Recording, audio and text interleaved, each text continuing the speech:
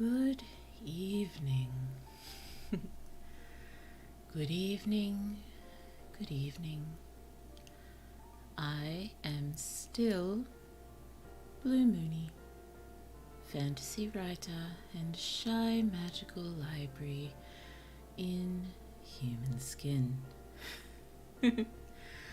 Oh dear, how is everyone today? How is everyone?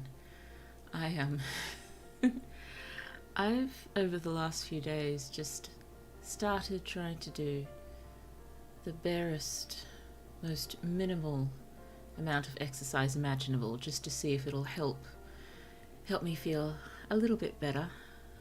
Usually when I attempt to do a little bit of exercise, I, invariably take it way too far and push way too hard and wind up aching for the next week or so very, very badly, which tends to put me off attempting exercise again for the next year or so. This time I've been as careful as I can, just very, very, very gentle stretches, just for a couple of minutes, just to see if it'll help. And guess what? It's not. My entire body aches. Maybe that's just a sign that I'm in a terrible condition to begin with, and it's going to take a long time of exercising as gently as possible before I start to feel, vaguely like what I imagine a healthy human being is supposed to feel like. Oh, dearie me. So, today is our first brainstorming stream. And I'll try to take things fairly slowly and give a couple of people time to make it, because I think there was a little excitement for this stream, which makes me a little bit excited. Maybe come up with a good idea for a stream. Well, in any case, I'll probably add this here. Brainstorming. And today's topic being gas phase state telekinesis. Oh dear. Just feels a little bit like we might have gotten the short end of the telekinesis stick, really. But if we come to think about it, maybe not in the least. That it will take some brainstorming to get through to all the amazing things that we could do, all the shenanigans we could get up to, all the, civilizations we could accidentally destroy, maybe. And I'd like to think about the more mundane sort of things as well, like what sort of everyday jobs could we apply this to, as well as, how could we use it if we were a superhero, how could we use it if we were, on a magical quest. Lots of different thoughts. I'll do my best to try to keep us a little bit organized, just so it's easier for all of you lovelies to look back through again afterwards and decide what sort of writing piece you'd like to do, that you'd like to share with all of us. Because remember, once we're finished brainstorming, it's over to you, and you get to be creative and have some fun and write a little piece inspired by the brainstorming session. And then you can it'll have to be popped online in some fashion that I can access, but I don't really mind what, so long as I can access it. So maybe a Tumblr post, or you could put it on Wattpad if you're so inclined, or any other sort of writing site, Scribble Hub.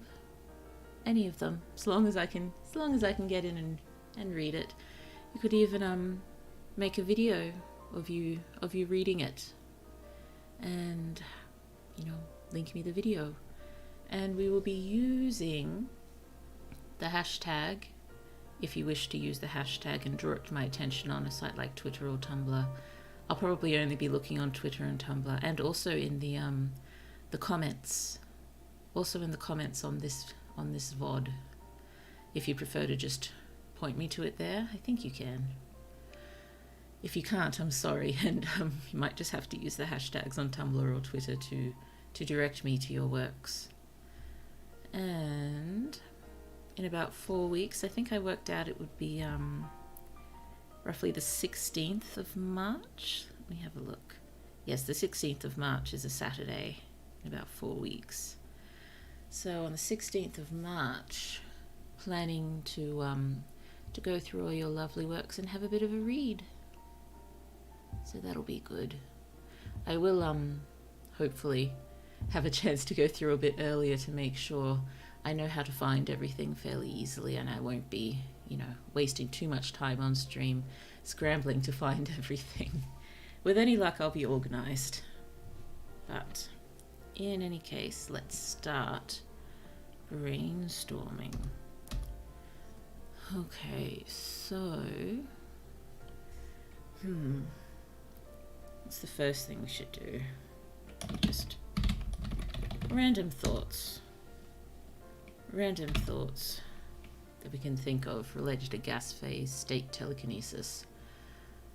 Oh, well, I had made some notes a while ago on this, but unfortunately it's not nearly as many notes as I thought I'd made. But here's a random thought that I threw down. Oh no, so many hyped up electrons. I'm sure that's useful in any form of inspiration, but I suppose it could make for a funny line. Oh yes, another random thought that I threw down.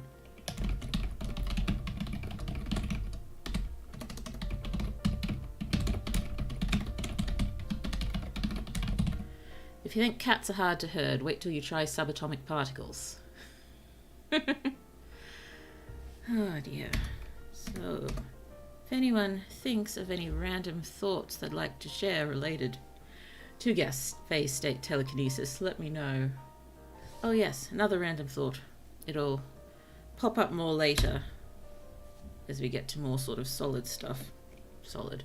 That makes perfect sense, doesn't it? Solid stuff when we're talking about gas phase state telekinesis. But I only thought of this one today. Technically, this is just, airbending. Or, what's the other one? Wind elemental magic. And, except, applies to gases other than air.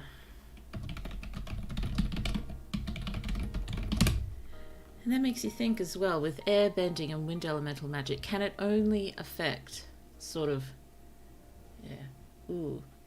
can smell be considered a gas phase state? Well, it would be, I think, I'm not sure the sense itself would be, but plenty of things would give off smells, and you'd be able to find things to what's the verb for telekinesis? To telekinete? To telekinete.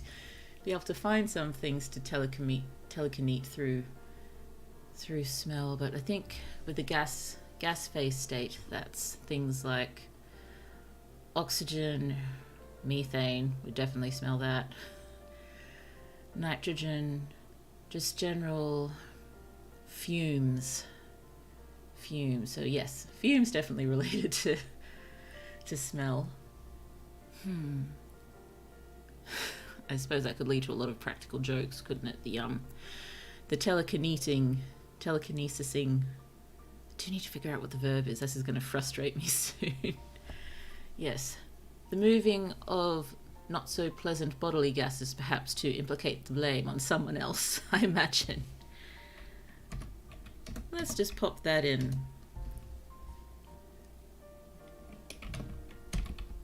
Silly uses.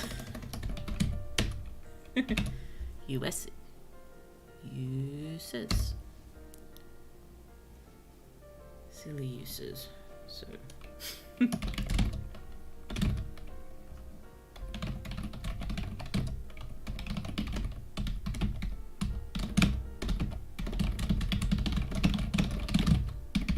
Yeah, that's definitely something you could do. Airbending, wind and elemental magic. applies to all gases, not just air. And I suppose, yes, that got me wondering a little bit about, yes, with airbending and wind elemental magic, can they only actually affect air being, you know, what makes up the air on their particular planet, as opposed to any gases? And I'm guessing they must, otherwise we'd see them sort of magicking gases, not just air, I guess. Oh dear. It's weird to try to get molecular when it comes to airbending, isn't it? Just... I'd like to think it doesn't take some of the magic out of it, but you know me, I like things to be as realistic as possible. So maybe I should look that up one time if there's any sort of deep dive analysis on airbending or wind and air elemental magic as to, you know, the exact molecules that they can affect. Okay, let's jump down a bit. Another heading.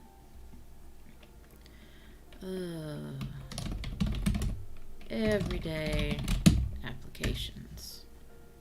I don't have the correct number of spaces. Everyday applications. Let's have a think. So everyday applications could be... Now I'm probably going to think about workplace stuff first, but also think about just things we can do to sort of help out in daily life, around the house, around the neighborhood. Random useful uses, I guess, for gas phase state telekinesis, or, I don't know, extreme airbending, something like that. I don't know. With gas phase state telekinesis, would you be able to get the same sort of, you know, really strong control that, you know, wind elemental folks seem to get? Or, maybe it's just got to be a lot more precise. Might have to throw that down here.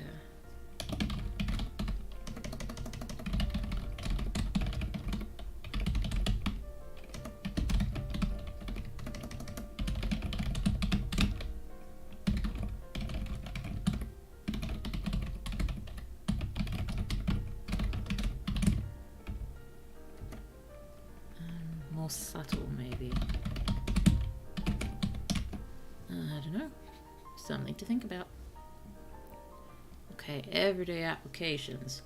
So, the sort of jobs we could be doing, day jobs. I imagine it could be useful in plumbing, maybe?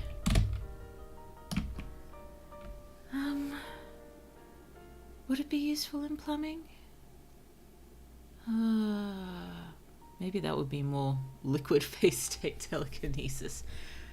But, not plumbing, but definitely, maybe not plumbing, but gas works. You work for the gas company. I transport the gas. I don't need containers to transport the gas.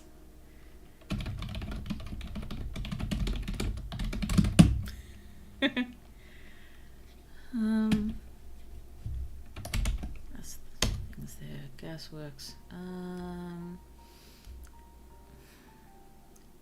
Would it be useful in cooking? Maybe? I don't know. You could definitely use it to make the fires bigger if you're cooking on a gas stove, but well, don't know if it's a job, but manual control of gas stoves.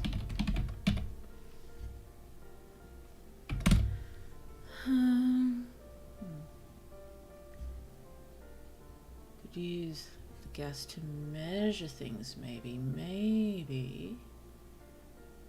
Could use the gas to measure things.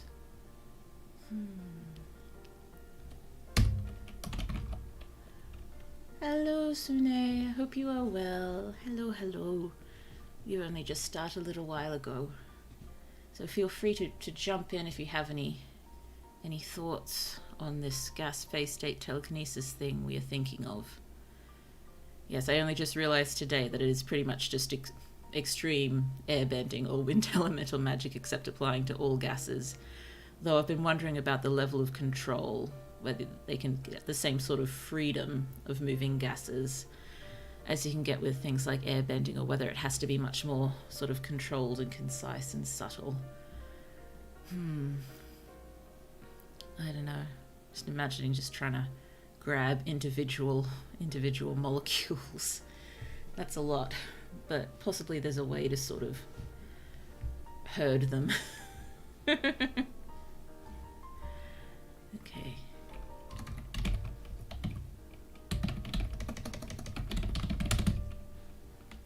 Using gases to measure things. Well, you can guess it as a mode of measurement. I have to think about that one some more. I'm trying to... At the moment, I'm just thinking of things like, you know, thermometers. That's got the mercury in it, but maybe there's some kind of thermometers and other sort of things like barometers. Well, you'd probably be able to mess with barometers. That might be silly uses.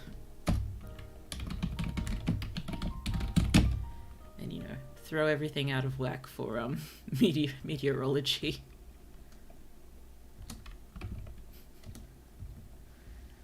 Well, how do people with this telekinetic ability see gas, or do they sense them?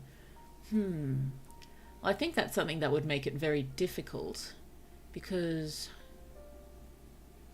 you know, with normal telekinesis, what we generally think of for telekinesis, the shifting of items with the mind, they don't really sort of sense them in any particular way. So that's why I think smell would be very useful, and maybe one of the most common things that they mess with are things that smell. But, you know, when it comes to things like oxygen, if you want to move oxygen, it's just everywhere, so you've just got to be able to focus and grab it, I guess.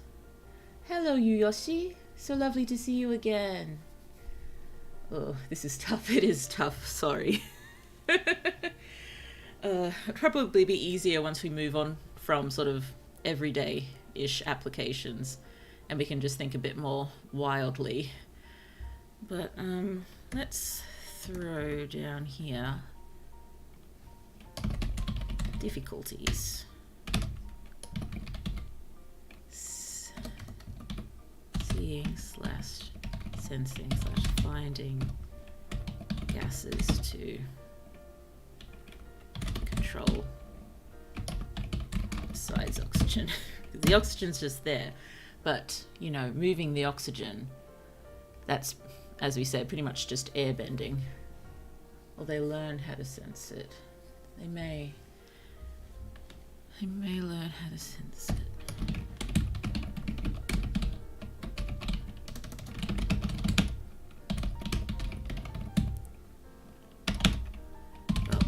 Smell for things that have sort of distinct smells. Maybe there's a way to sort of... well, I suppose you'd have to become familiar with all the different smells. Imagine some will be a lot easier than others. Seeing, sensing, finding gases to control besides oxygen.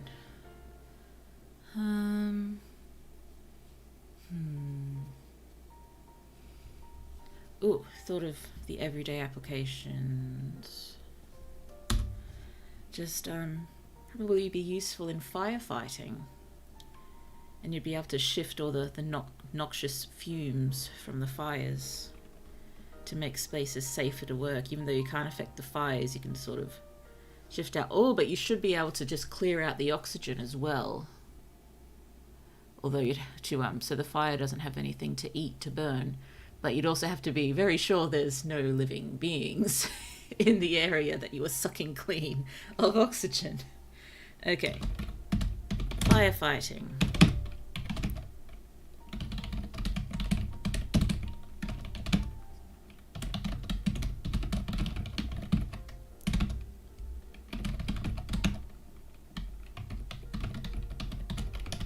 Must be sure the space is empty. Otherwise, not so good. Oh dear. If anyone think of any other things we can do besides can transport gas without containers, well, can easily load containers. canisters or whatever we call them.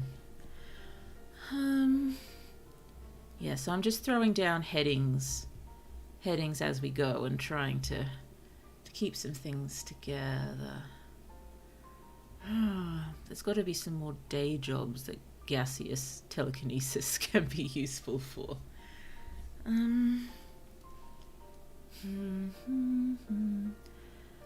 I had originally thought cooking, but I'm not really sure.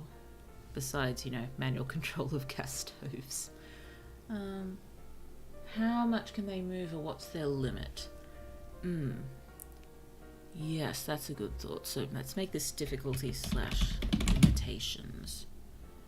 So we're not going to really be answering these ones, but they're going to be stuff we'll have to think about when we're writing our stories related to this, because that could spark off good ideas. So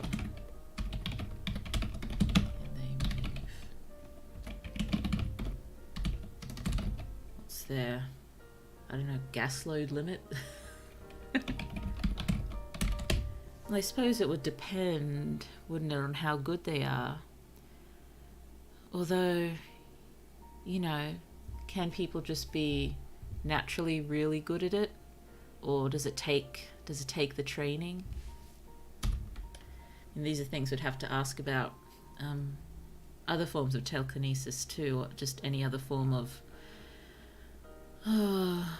what's the term I'm looking for? Extrasensory ability, I guess. So what was I just saying? So what's the telekinetic, is it? You're not gonna like that, are you? I know telekinetic, but I want the person word. Okay, telekinetic people. We'll do that. See if that makes it happy. Can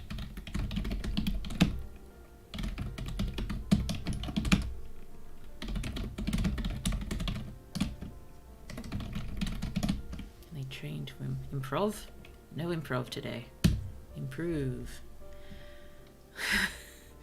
You have improv. The most recent film theory I saw was who won, whose line is it anyway overall. Yes, I didn't realize I needed that video, and I've probably been subconsciously wondering for many, many, many years. I shan't spoil it should you wish to watch it. Oh dear. Are some telekinetic people naturally more gifted? Can they train to improve their limits?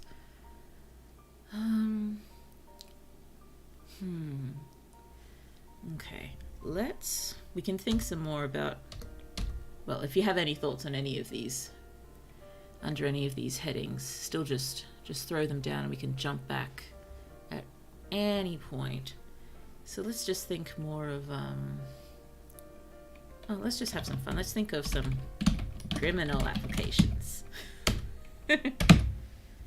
We'll go more fantasy sort of ones too, but let's just stick with sort of more urban fantasy for a little while. We'll go more traditional soon. Criminal applications. And again, I suppose there's you can waft in gases that could knock people out.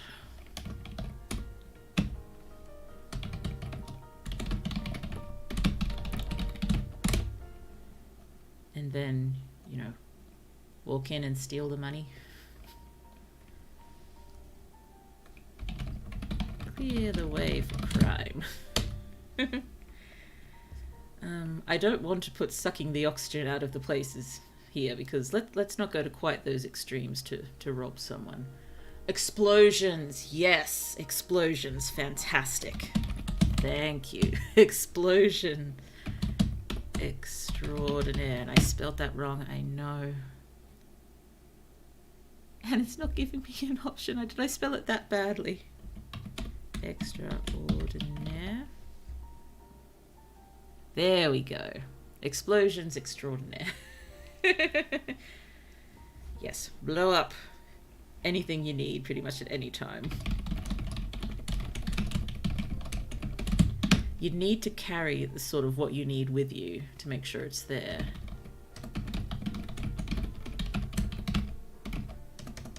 You need, I suppose, just in, you'd be able to waft it into, you'd be able to put it into whatever size containers you need.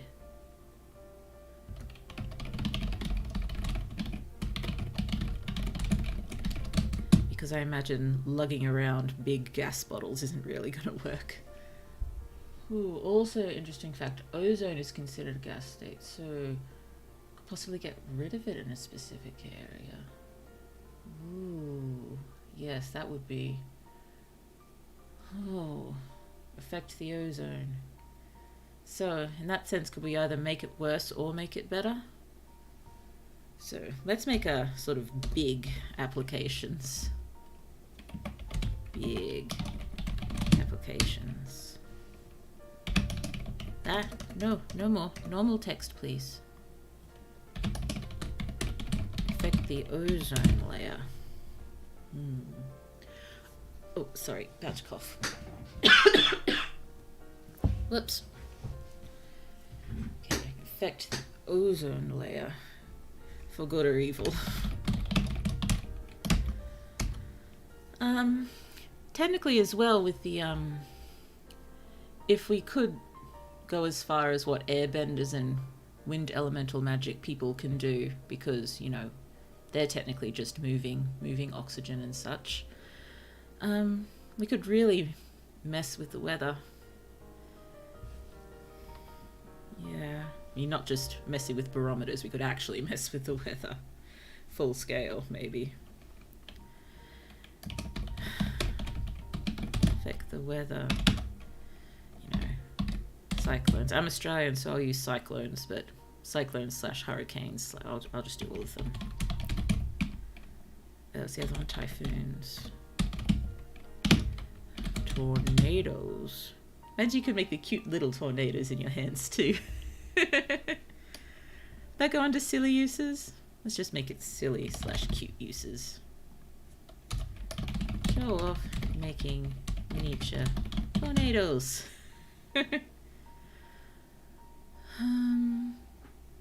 Big applications affecting the ozone layer, affecting the weather. I suppose affecting the weather also, it's for good or evil. Possibly you would be able to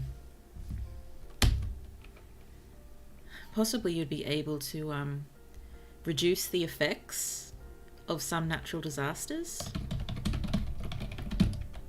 Of, you know, wind-based natural disasters. Imagine it'd be really hard though, and it'd really suck you of energy. It'd probably kill you.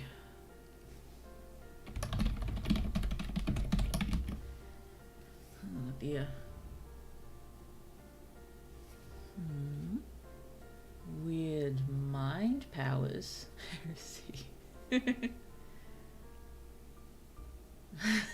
Suffer not the power to live. Ah well. We're just messing with gas a little bit. What's the time? Now we're playing with fire. Now we're playing with gas. Oh dear. Well, again, I suppose the big applications up here be able to probably able to have some effect on wildfires, given, you know, we're talking about the firefighting up here. Okay. Do some effects of wildfires. And just looking at the big applications, you know, probably the majority of people with this would not be at any sort of level to do things like this. This is just imagining those that are ridiculously powerful and have ridiculous control. The sort of cute, silly uses and the everyday applications more for the everyday gas telekinetic. Oh dear. Yeah, so I was still thinking about criminal stuff, wasn't I? The wafting in gases to knock people out, explosions, some other criminal sort of uses. Criminal.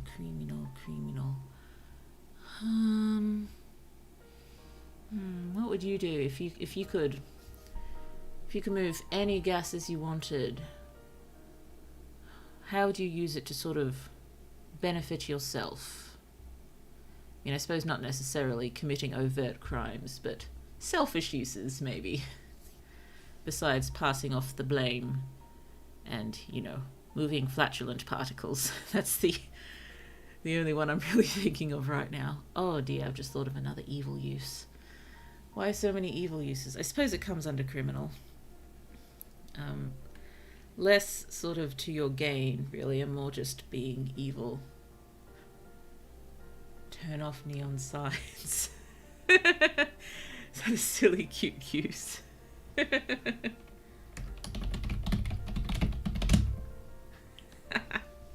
would be very annoying. So silly, cute / annoying uses. Ways to pass the time. Neon. Yes, you could suck the air out of lungs. I was thinking you could really mess with the human body. Or, you know, any living body.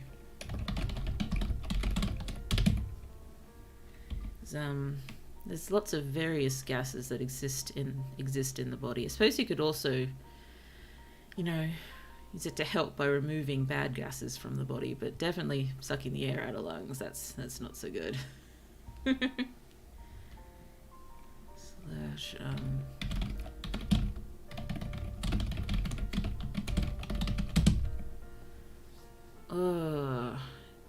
Oh dear. I just thought, you know, could put air bubbles in blood. Sorry, these should have their own, shouldn't they?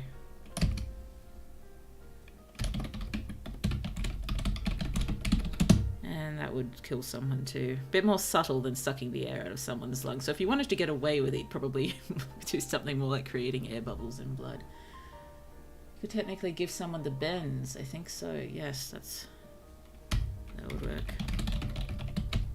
Nasty. Can you carry oxygen in space and also possibly wrap around with ozone to survive the void of space? I reckon you possibly could. That's really cool. Would that go under big applications, or would that go under... It probably goes under big applications. Let's pop that down.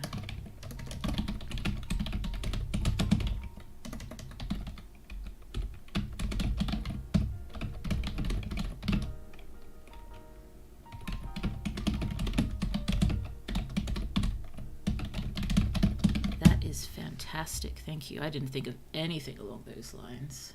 That's great. Carry own oxygen supply into space, keep it around you, and wrap with ozone to survive the void of space. And, you know, possibly extend to others. Like you could, if you had enough working together, maybe you could have your own huge sort of pocket to safely exist in while you travel. So huge applications for distant space travel.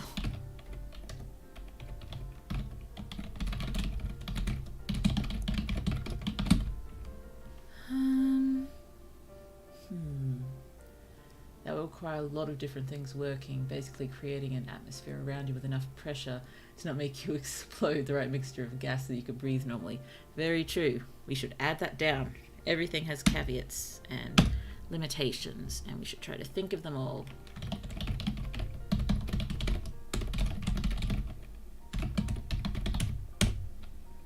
Synchronity? Synchrony.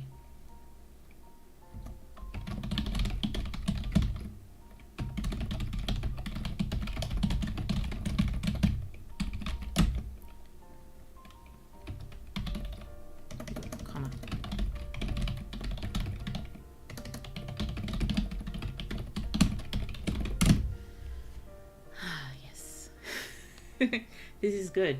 Thinking is good. Thinking is good. Oh dear, I think I just need a sip of water, sorry. You're all doing more thinking than I am, which is very kind of you given the current state of my brain. Ozone itself brings on its own list of issues with the fact that you need to continually produce it. Yes, but with someone who's powerful enough to sort of stay on top of things, or, you know, a large enough number of gas telekinetes with lots of experience in working together. And I imagine there would have been, you know, so many trial runs. Else you end up like a radiation fried chimkin. We don't want that. That is not something we want. Not at all. Not one bit. So there'd have to be an awful lot of training for this. As in, you know, one of the most highly skilled jobs in existence.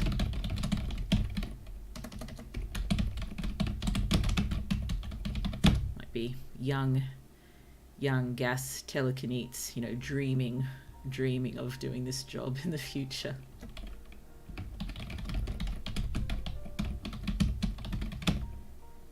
You really don't like me trying to write telekinetes, do you? I'm sure that's the person term for it.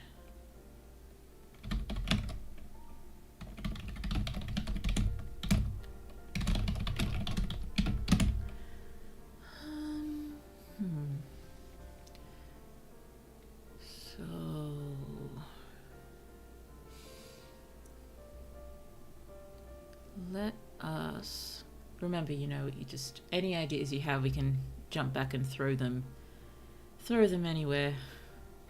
But I might pop another heading down. We can make this, oh dear, if we can think of any. Well, it probably shouldn't be too hard, given there's those parallels with wind elementalism now, but more sort of high fantasy, questy pieces. Oh dear.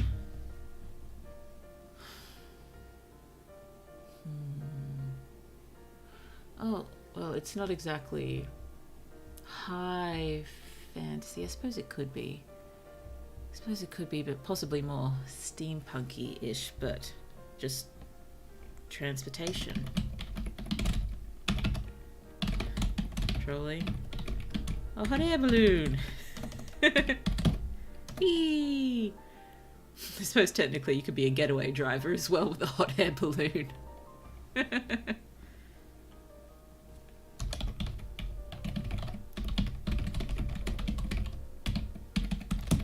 Yeah, that's probably a bit silly though. Oh, I've never thought of telekinesis people doing these things with gases. I've always imagined you need to be able to see it to influence it. I can see that rock and proceed to yeet it at the poor lad across the street, but a couple of mils of atoms of air. Yes. But I suppose I just got to thinking it's, you know, mind affecting matter, and matter exists in multiple states. So I'm not sure whether seeing needs to have anything to do with it, because I imagine there's plenty of blind telekinetes. There's probably plenty of those scattered. Well, I'd hope there's plenty of those scattered throughout literature. And you know, in Avatar, Toph doesn't have to see the earth to move it. She senses it in other ways. And I suppose it's hard to sense a lot of gases, but I guess you'd train yourself to do that.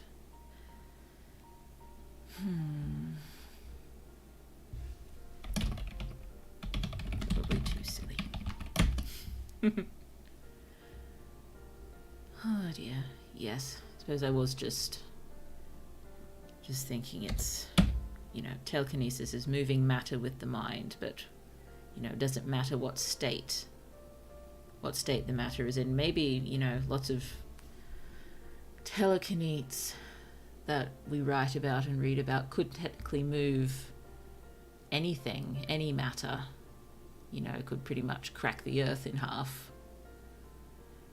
Or, you know, remove all the oxygen from anywhere if they were powerful enough.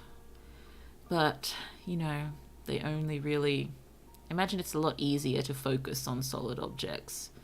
So this seems to be, it would be something that requires an awful lot of discipline to get a handle on.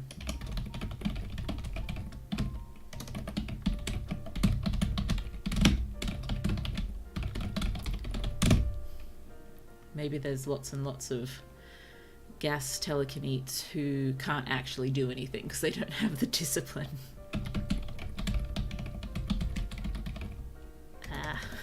It doesn't like me doing that.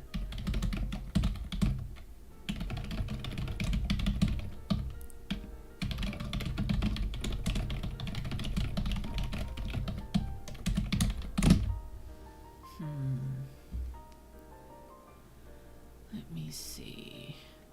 So, high fantasy questy uses. Transportation, controlling hot air balloons. Just thinking more about transportation. Is there anything else? Anything else that we can control gases for to cause transportation? Isn't there something? Are there some elevators that are sort of controlled by pressure? I don't know. Pressure.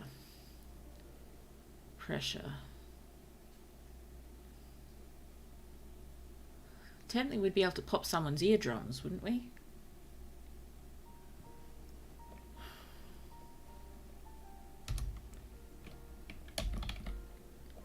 As in, you know, not just make the sort of pop thing that you get from shifting altitude, but actually pop eardrums.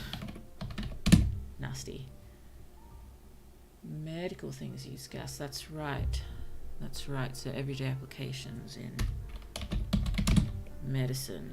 So doctors, nurses, pharmacologists. Pharmacologists, that's the word, isn't it? Pharmacists. That's a word that I should have remembered.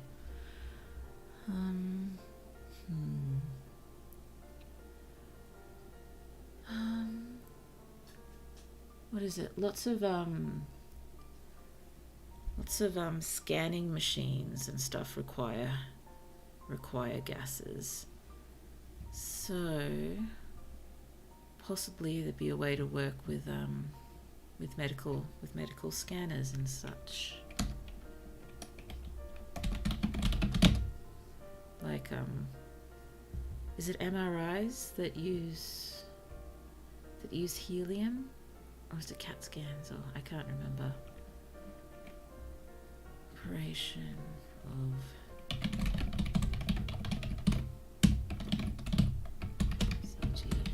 helium.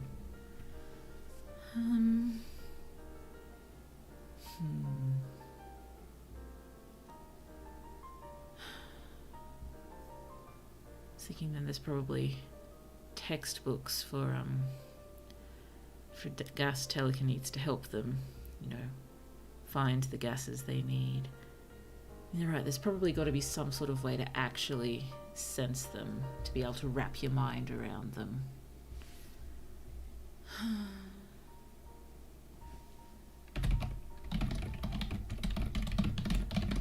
mean, the oxygen is, you know, theoretically easy because it's absolutely everywhere, but other gases... my immediate thought is somehow seeing them in colours, but it seems a little too convenient. Now I'm curious, can people use this ability to circumvent diseases? That's possible. Imagine there'd possibly be a way to do that. Let's throw this down here.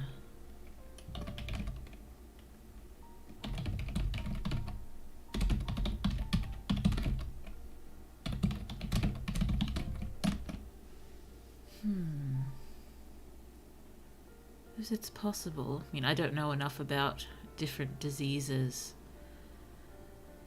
and such to be sure, but there's got to be some diseases related to having particular gases too much or too little in the body. There's probably something along those lines.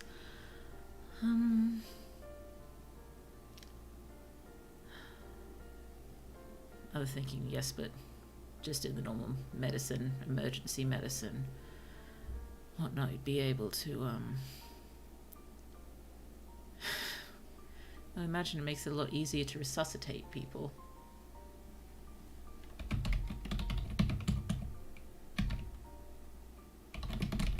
Of course I didn't spell it right. Close enough. Oh, could possibly move away airborne disease using a war scenario. Ooh, that's good. And even in like pandemic scenarios. Well, we wouldn't be able to grab the actual, you know, virus or bacteria particles themselves, but we'd be able to sort of grab the airspace around them maybe. And yeah, that could work. That could work. I think that goes under big applications. So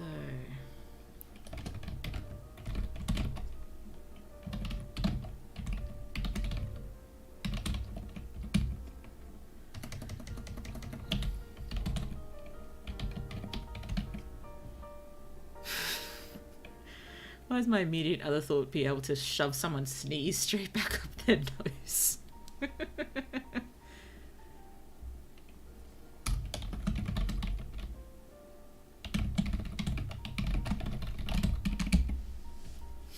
Sorry.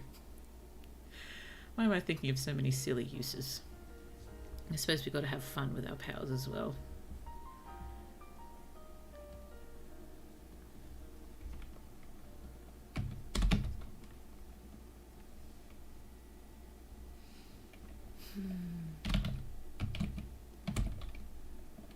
Away / towards populated areas. So again, good and evil uses.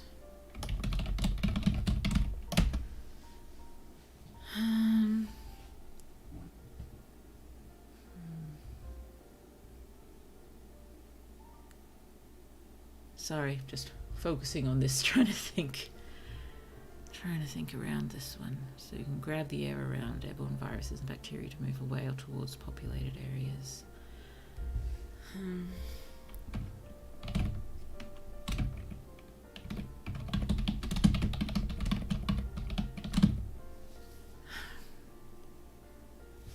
I wonder, you're right, could you actually pull? It would be dangerous if you could try to... Because you wouldn't be able to affect the actual virus or bacteria itself because they're not in a gas state. I mean, but if you could somehow grip or find them in the body and grip around them and shift them, like have a gust and move them out of the body, then I'd be concerned about depriving the body of oxygen. So, if there was a way to do it safely,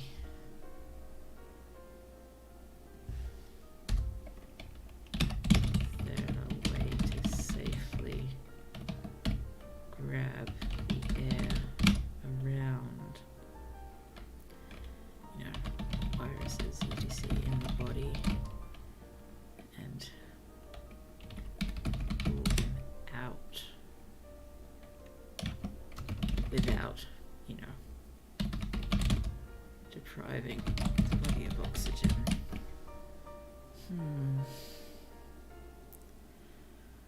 I don't know.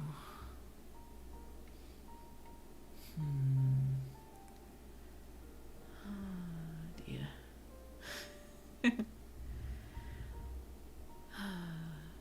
Just keep going back to helium in my head and the silly uses we can use for helium.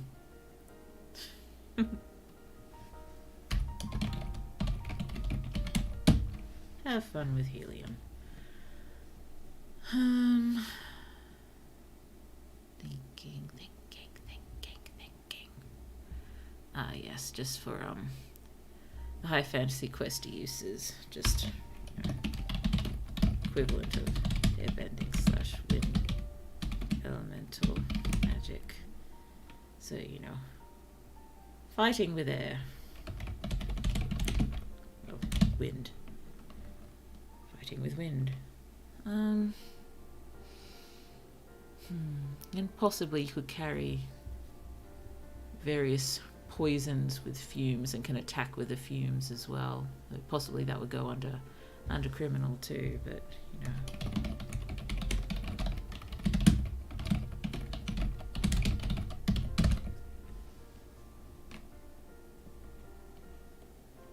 Well,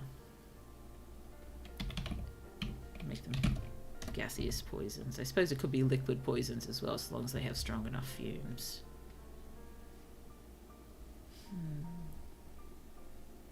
I'm stumped on this, which is strange because I'm used to making magic systems. Yeah, I made it a little hard for the first one, sorry. It was an accident. I was thinking you could use it to garden by using gas to help move or regulate plants. Gardening applications.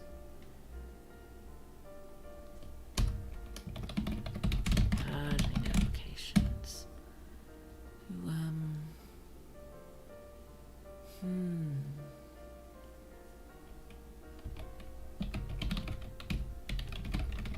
Well, I suppose it could help if you had a greenhouse area. It could just create the perfect atmosphere for plants.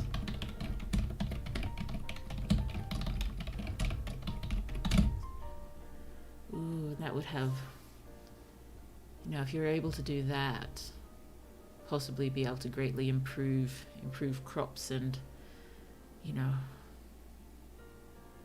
help end world hunger. That would be nice. Yeah, I don't think it'd probably be a bit difficult to do it outside of a greenhouse contained environment, but even then, if you could have sort of really long greenhouses and you just maintain the perfect atmosphere for growing.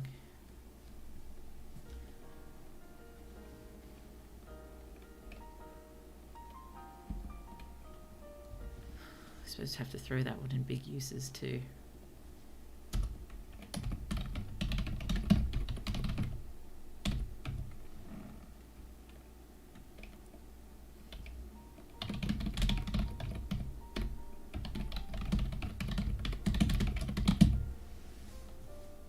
Fun is making light shows with the gases. Ooh, gorgeous.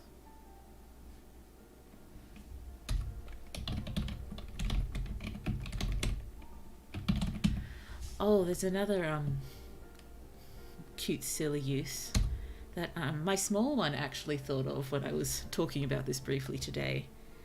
You know, which is she thought you could make kite shows. So, is it choreographed kite displays, I guess?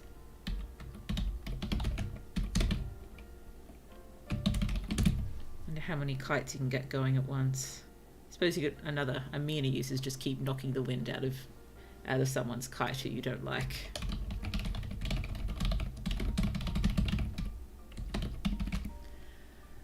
Oh, the best theory for how a telekinesis person could push gas is by generating wells of low-high pressure, gathering and moving the well to generate force, much like real-life weather patterns. So you aren't controlling the gas itself, more creating a well of force that moves the gas for you.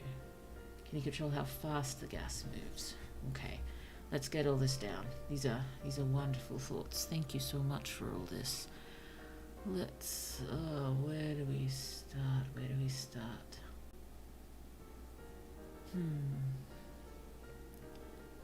I suppose, we always thought is the mind affecting the matter, but I suppose that doesn't necessarily have to be how it works. It's the mind. If the mind is, creating the push-pull by creating low-high pressure. So let's pop that down. Not sure it comes under difficulties or limitations. Let's just make how it works. How could this work?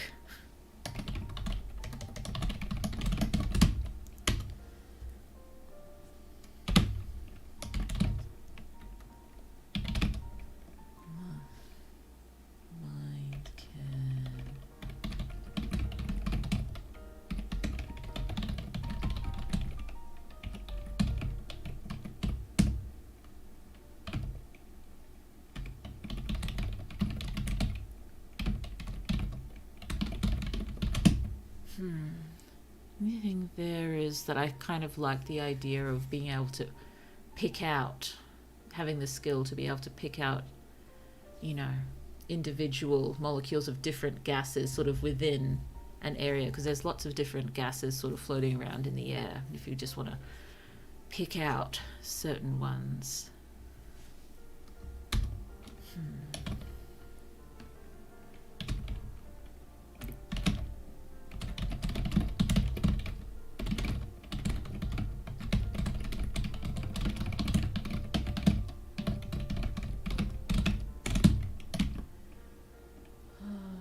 Can you control the speed of the gas? I think can we control the speed might come under difficulties and limitations. Because again, that probably depends on your strength or your skill. Imagine the more finessed you are, you can move it as slowly as you like or as fast as you like, but those who aren't quite as good or would be probably a bit cumbersome.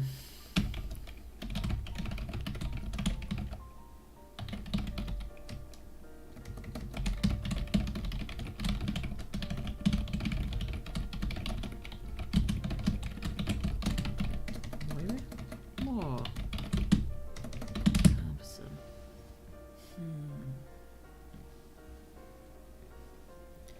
Let's just finish up here.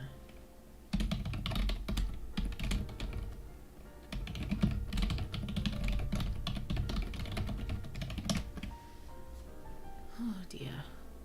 Ooh, we need lots of thoughts on how this could work. None of these are definitive, by the way. It's just inspiration, just thoughts of how things could work. Everyone could have a different system for this.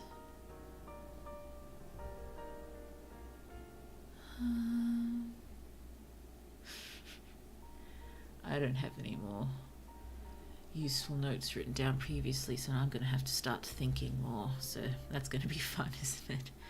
Blue is forced to think on her own streams. What is this world coming to?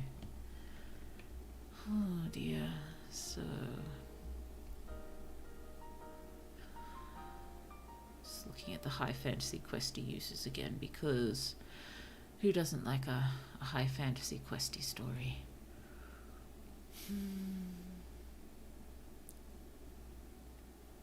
Oh, I suppose this goes under criminal, just again subtle poisoning.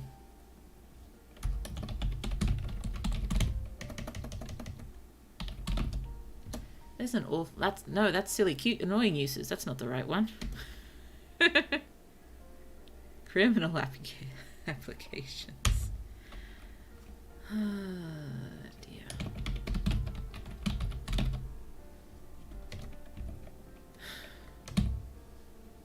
Yeah, just be able to, you know, waft whatever poison you want straight into someone's body, as long as you could get at the right distance required, which again would be probably different for everyone. I suppose you have to know your own limitations and abilities to figure out exactly what you can do. Oh dear, I wonder what the schools for this would be like. Or I've never been doing criminal applications as such, but I wonder if we could think of any sort of, you know, specific shenanigans we could get into. So just some shenanigans scenarios. I don't already have some in mind, so I might be quiet for a minute while I'm trying to think of something. Okay. I'm thinking more, you know, silly fun ones at this point, like, you know, pranks or accidents with friends. Or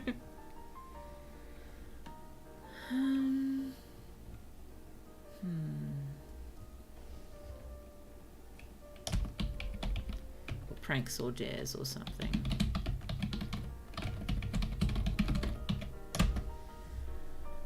Oh dear. Oh dear, oh dear, oh dear. Can I think? well, gas pranks, that's already under... I suppose a lot of these would come under silly uses, wouldn't they? Well, what's a dare we could give someone who's got gaseous telekinesis?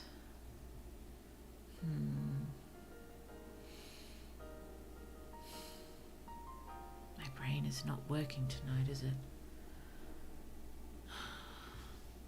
A dare. I dare you to... But so many are just evil. I'm not going to dare anyone to do anything evil. This is just supposed to be silly and fun. Fun and silly.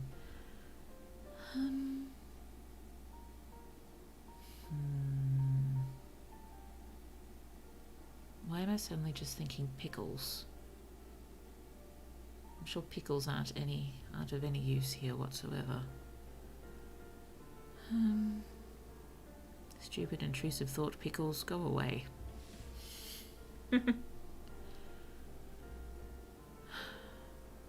Yeah, a lot of these just come under the cute, silly use, isn't it? You could make a laser pointer.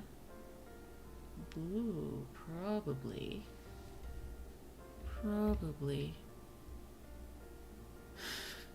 Yeah, I think the shenanigans is a bit superfluous. I think it comes under here. Various shenanigans. Make a laser pointer. Let's just get rid of this one down here, as it belongs up here.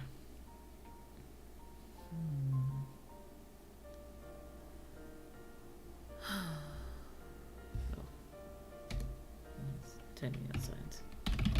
On and off. Oh dear. I suppose if you could just make your own. What gases do we use to make laser pointers? I don't know.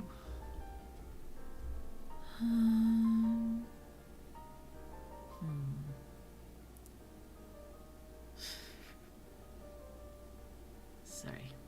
Lightsabers. Make very realistic toy lightsabers, but probably don't want people playing around with things with that sort of gas in them.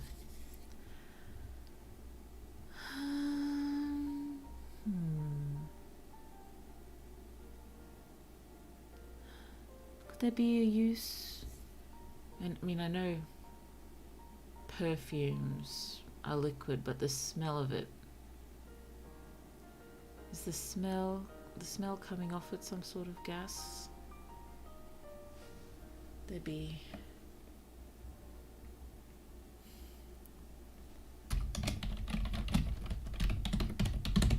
applications in perfumery?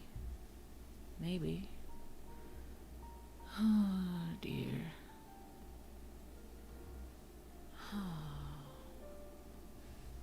So, perfume.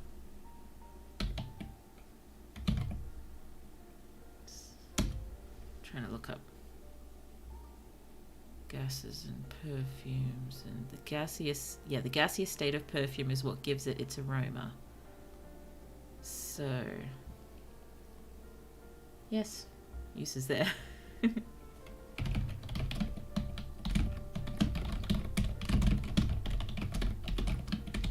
So, definite applications in perfumery.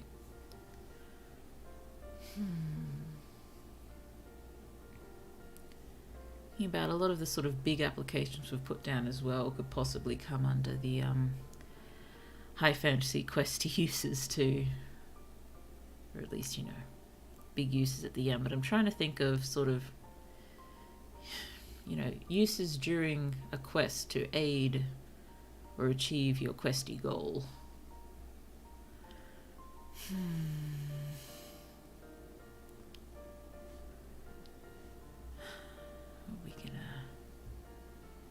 I think most of it just comes down to using wind as a weapon, or using various gases as a weapon.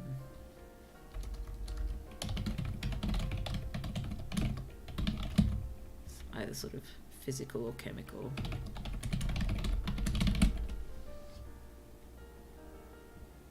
getting more specific. Control dragon breath. Ooh.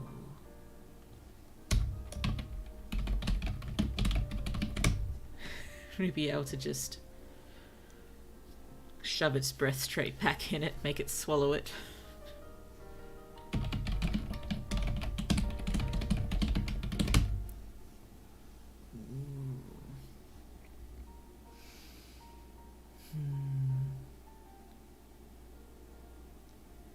Well, I think a lot of the stuff that we've thought about before could be used in this situation as well.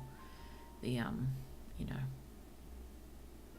killing someone very covertly by filling their blood with air bubbles and things like that, but I don't really want to put that under high fantasy questy uses. I want more sort of, you know, exciting and fun and mystical uses here. We'll try not to get too evil down here.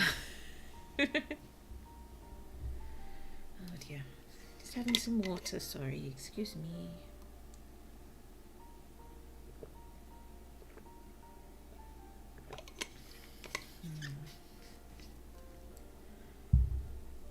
Can you think of any other sort of mystical creatures that are related to gases? Let's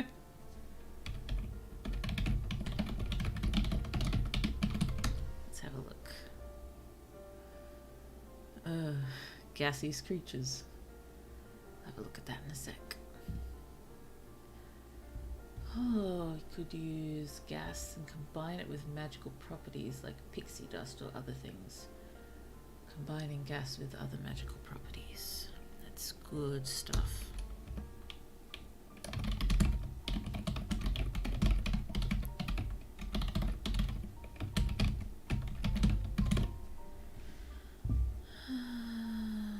Let's have a look here. Category: gaseous creatures. I am now on the non-alien creatures wiki. There's not many things here. I've got things like evil spirits and just smog or stink clouds. Do we think evil spirits are gaseous, or are they sort of beyond matter? I would have thought they'd be beyond matter, so I don't know how I don't think we'd be able to affect them. Unless, you know, there's certain smells that can dispel evil spirits. Just pop that down as a maybe.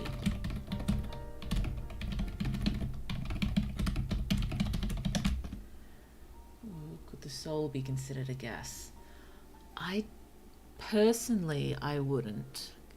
I think the soul is something beyond matter. But we can put that as a general sort of random thought.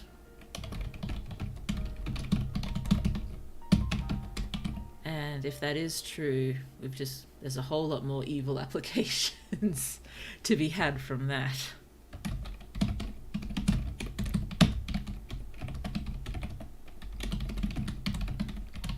I mean, if you could just suck someone's soul right out of their body, not good.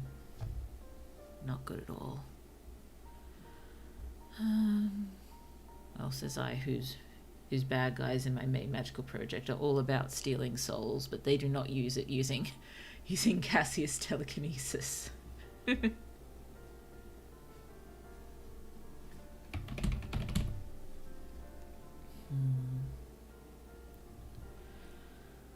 Oh dear. For some reason there just seem to be, besides all the really big ones, there just seem to be an awful lot of silly, cute, annoying uses. I suppose a selfish use would be, you know, on a much smaller scale than like creating the perfect atmosphere for plants or to enable space travel, but just, you know, keeping your area, the air pressure how you want it. or just making your own bubble of ideal air pressure or weather could possibly be a thing.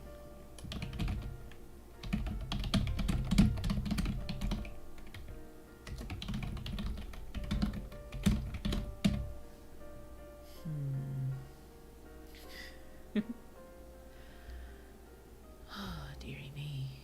Dearie me, dearie me, dearie me.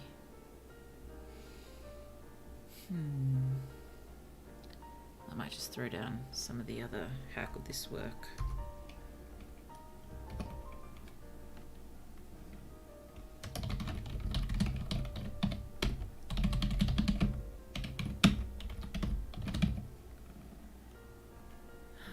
I suppose with telekinesis for solid objects, imagine they're not consciously grabbing the molecules, but they're also loaded a lot closer together. You can just sort of grasp around them. But that's harder with gas molecules because they are so spaced out and they're moving so fast.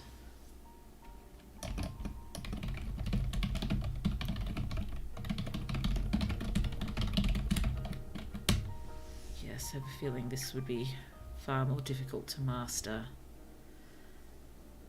I mean, even if it is done by changing pressures to push and pull gases, still seems like it would take a lot more finesse and a lot more practice to get really good at it.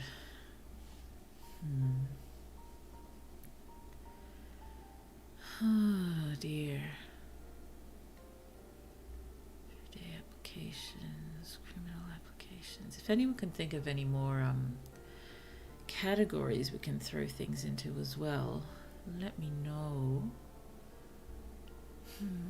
Just trying to think of more things that we sort of store gas for.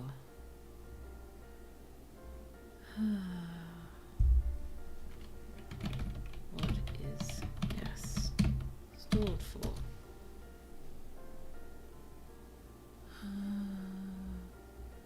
Oh dear, natural gas. So do we have applications in mining? Oh dear, let's just pop that down.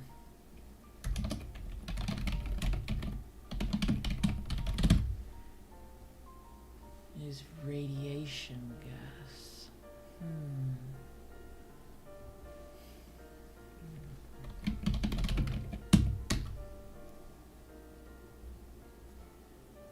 Yes, radon is an odorless, invisible radioactive gas naturally released from rock, soil and water. So again, radiation, that means more medical sort of uses. You could use it to treat cancer and other such things. Also, let's just throw it here. Radon.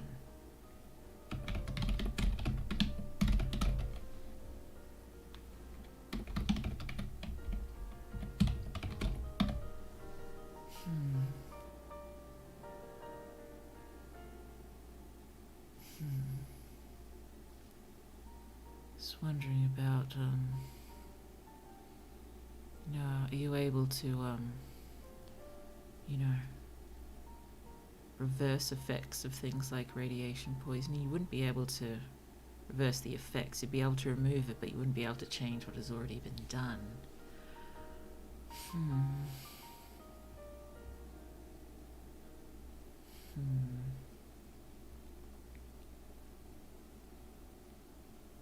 Well, also, of course, evil uses.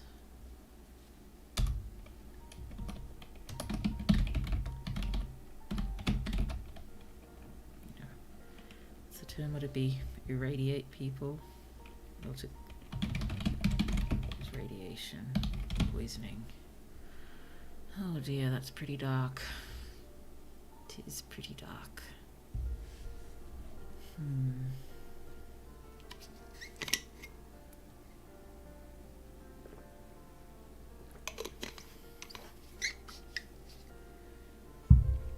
I suppose some big applications you could throw can we capture radiation and, I don't know, somehow try to store it somewhere safe.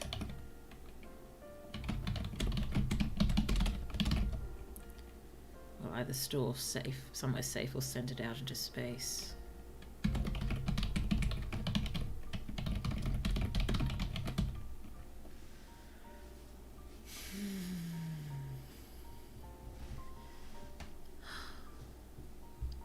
Sorry for lots of the humming and the quietness. I'm trying to think, but my head is unfortunately very mushy at this time, which is not very useful. What was I thinking of? Just pressure. I mean, that would apply particularly if the way this is controlled is by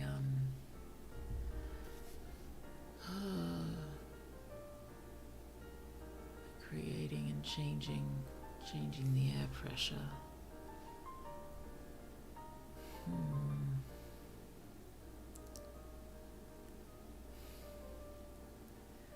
Oh, hello, Ashley Rowan. Hello. Would it be possible to control what the gas is by controlling its elements? For example, creating water by combining hydrogen and oxygen particles. I think that would be highly possible. That is a brilliant thought. Thank you so much for that. Where can we pop this? Seems weird to put it onto everyday applications, but I suppose you could use it for... Yes, use it for creating things like water and just creating other elements. Yes. Well, first of all, we pop it in. How could this work? Pop. Can you control what the gas is by controlling its, well, changing the atoms and stuff in its molecules. Sorry if I get some of these more scientific terms incorrect. I did just a little bit of chemistry in uni, but not enough for it to stick, sadly. So I apologize if I'm getting anything particularly wrong.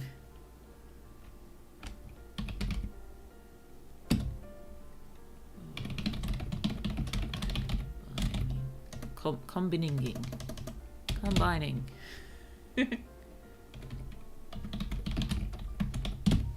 And that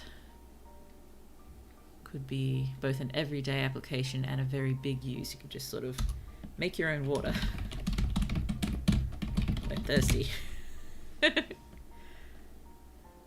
And big applications. You know, what is it? Help solve water shortages. That's for that particular one, but in general.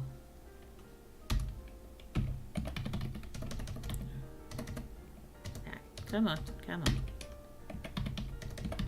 Create more of gases needed. Because I think we're actually running out of helium in the world, which, you know, makes you wonder why so much is used for balloons when you need it for medical equipment. But create more gases needed in the world, and or create new gaseous elements. So yes, alchemy. Thank you. Alchemy. Well, also belongs up here. Everyday alchemy.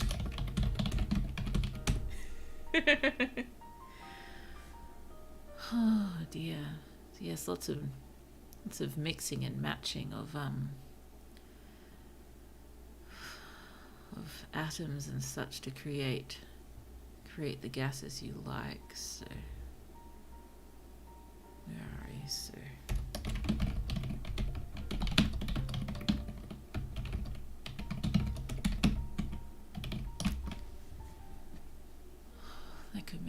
very, very interesting. But can we...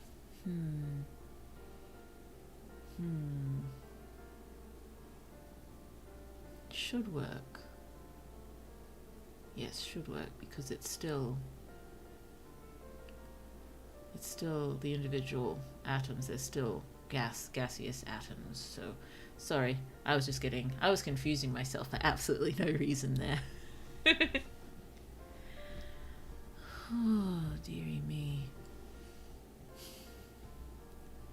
So I wonder, could... I wonder if there would be a way to turn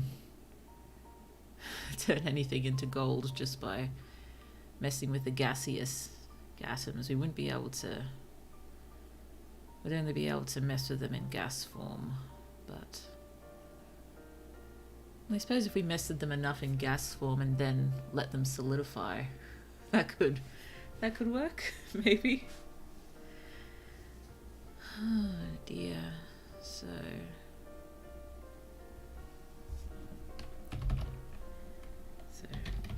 make gold from anything by messing with elements. Oh, gaseous.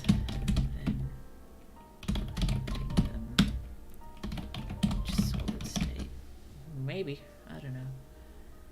Could a blind person use this to be able to sense or gain information of the things around them? I think that would be a very, very possible application.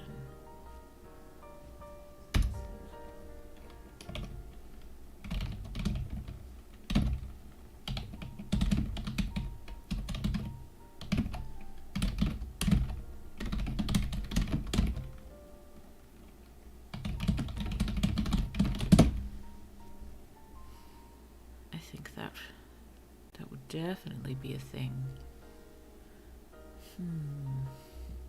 Is anyone getting any sort of ideas for short stories they could write from any of this? Any bursts of inspiration? You don't have to share them if you don't want to. Just be nice to know if there are any thoughts going on. Maybe we can just go through what we've got so far and see if anything else comes to mind as we go. So, gas phase state telekinesis. There's probably a bunch of obvious things that I'm completely missing. Or, less obvious ones, but still, be nice to fill things up. I'm just going to hit save. Okay, so random thoughts. Oh no, so many hyped up electrons. We would be able to sort of get the electrons and such more and more excited, wouldn't we? But what sort of applications would that have?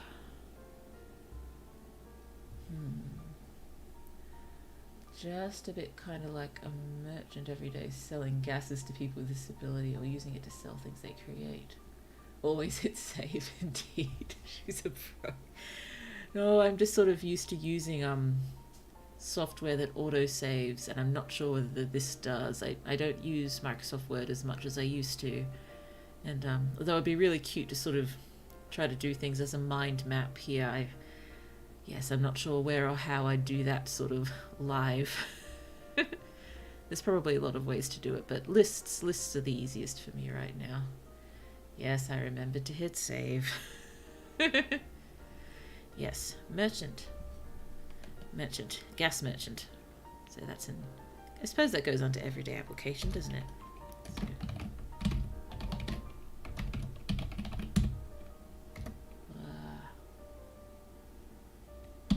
Sell concoctions. I'm supposed to think mostly perfumes and poisons. I guess new elements.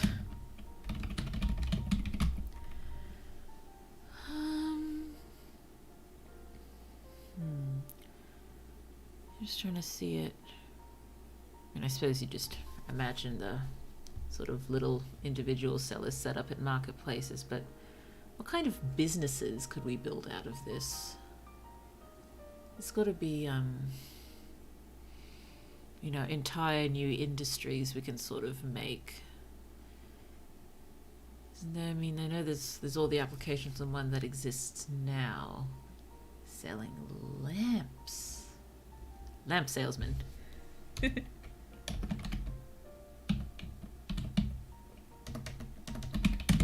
Lamp selling.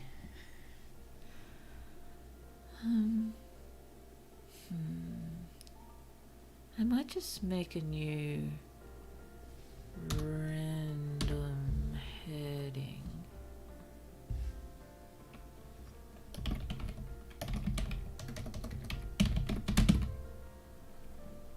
New industries. What kind of new industries could be sort of entirely related? Oh, and I suppose I didn't really think of, you know, superhero uses. That's another one.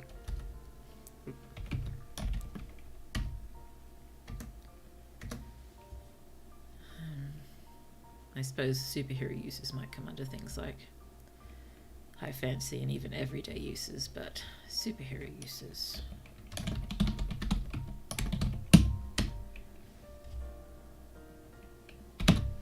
I might just run off for half a second. I'm so sorry.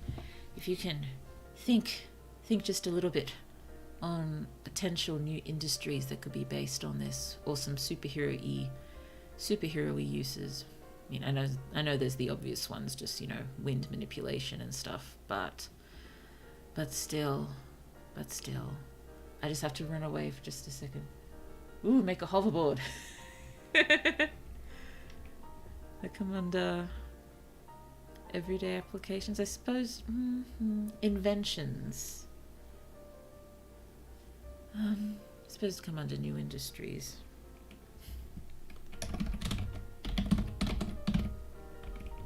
Making hoverboards and the like. Oh, that would be fun. Sorry, I just gotta jump away very, very briefly. I will be right back. See you in a minute.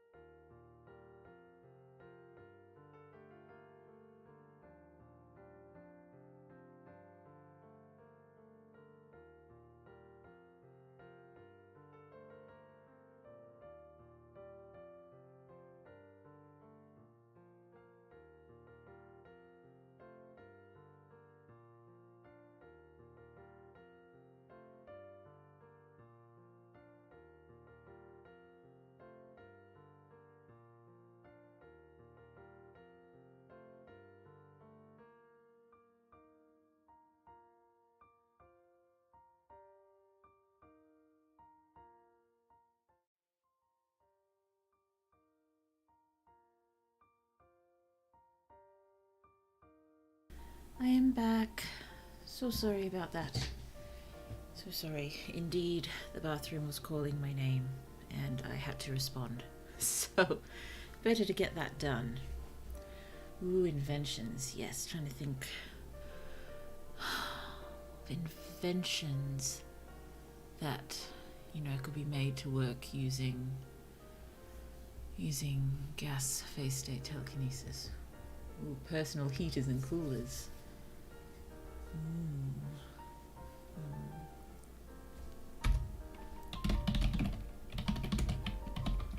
Still, I'm wondering, you know, when they sort of make these sort of inventions, is what they sort of do to them, does it stay as it is?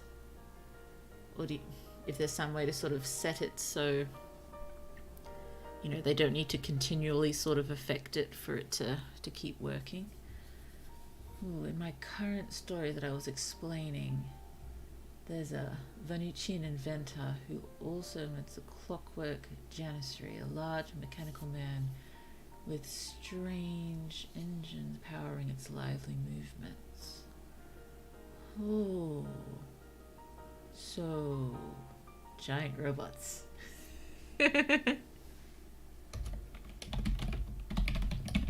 Giant robots. Well,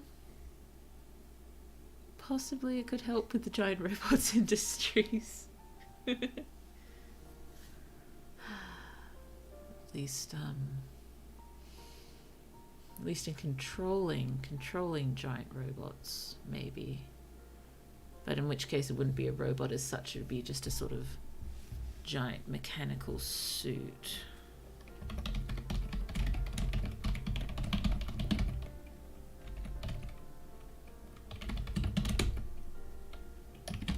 That could be fun. Oh, it's powered by strange stone that may or may not be magical and may or may not be made out of... Actually, no. Okay. There's no need to go into detail you don't want to go into detail about. Ooh, it can boost up gas contaminant, possibly pollution control. Ooh, very good. Very good. There's so many things that come under multiple applications, isn't it? So let's pop this under the big applications. So pollution control.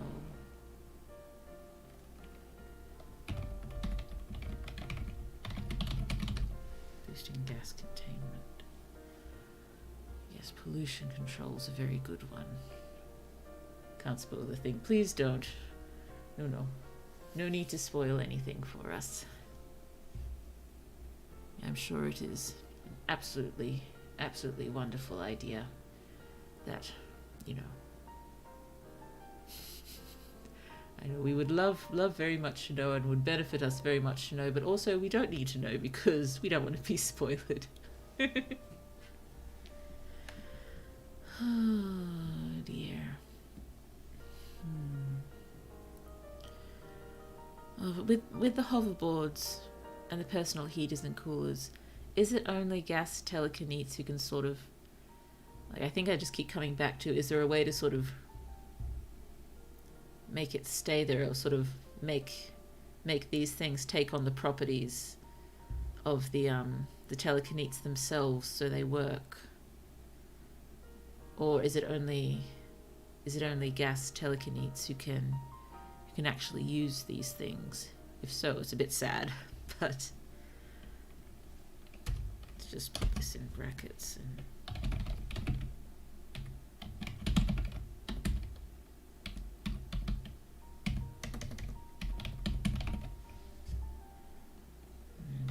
people with gas telekinesis.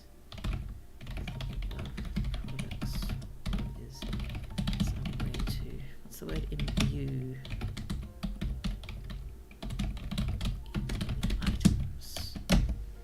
I don't know. Yes, super secret. It is. But I am looking forward to learning. One day. Or actually, should this go with difficulties and such? Difficulties, limitations.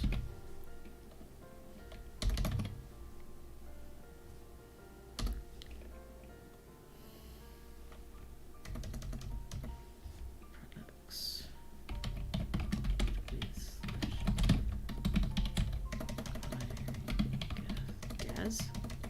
Gas. Can they make the gases stay in place? Yeah, that's what I've been wondering about, if there's a way to sort of, you know, imbue the telekinetic power in the item / make the gases nice.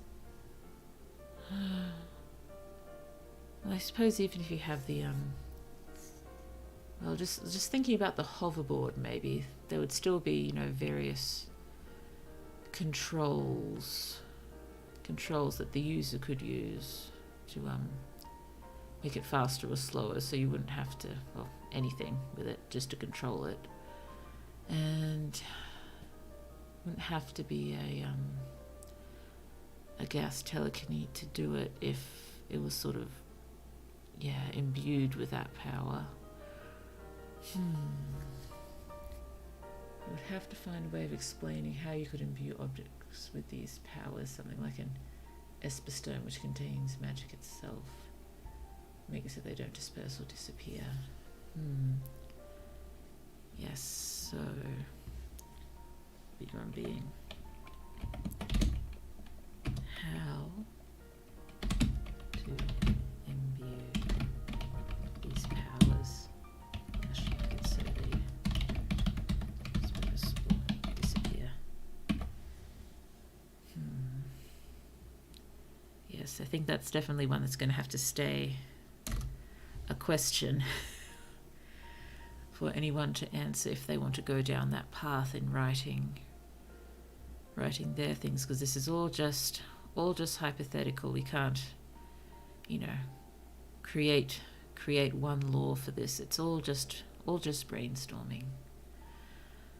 All just brainstorming. All ideas are valid, and yeah, we've got to be careful, I think, not to think too deeply about some things, otherwise we're all going to get headaches. And I know the more, keen world builders, you know, love nothing more than diving as deep as they can into these sort of things. But for a short story, that may be a little too much for some people. Oh, because by that point you can make like a bridge of air, or make it that there's continuous uplift in oxygen moving at rapid speed that could prevent people from falling. Yes, true. Yeah, sometimes we have to know not to go too deep, otherwise we will drown in the world building, and that would be a shame, because we want our lovely stories. We love some world building, we love creating these worlds, but if we're just aiming for short stories out of this, we probably don't need to think too deeply about how everything works, and more just play around with the fact that somehow it is working. But it all depends on how you personally prefer to do things. Oh, hello, Crater Fish. Morning. This fish is a little too drunk to get up early. How's it going? I am sorry, drunk Crater Fish. We're doing all right. We've gotten a fair amount done, really. I was just going to... Yes, I think this is a good one to go under superhero uses. Create uplifts of oxygen to slow/prevent people from falling. If we could do that, could we also technically use it to make ourselves fly? Is flight an option here? Flight. I feel like I just have to put a question mark there. Flight? Oh dear. I mean, when I think about, you know, equivalent of air bending or wind elemental magic, you got things like riding updrafts or shifting air currents to ride them. I don't know, when it's... with telekinesis as well, I think it's the mind directly sort of affecting things as opposed to magic. I mean, I know it's still magic, but it still feels a little different. It still feels like it has to be more finessed as opposed to just grabbing an air current and riding it. Short stories, never heard of them. The autistic hyperfixations on stories. Oh dear. Yes, I've only just started getting some short stories done. Because, yes, most of my projects ridiculously long, over, 10 plus years, and nothing's finished yet. So I do feel that sentiment. Ooh, maybe controlling helium to make floating platforms. Floating platforms. That sounds like a new industry. That's awesome. Floating platforms. Revolutionize. City designs. Designs. There we go. Have we done... Oh, wait. Here we go. Right, more my brain demands unless I follow. I hope your brain occasionally lets you rest. Oh dear. But yes, writing. It's... I think I've said a few times, for my head it's always the stories and the characters that take precedence, and the world building sort of weaves around it as it's needed. I guess I don't feel the huge desire to create these really deep worlds first and then put my stories, try to come up with a story for the world. For me, it's always the other way around. And I do love the world building when I get to it, but it's never sort of the first thought for me.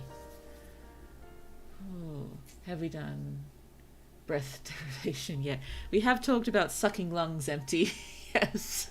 I believe that's under criminal uses.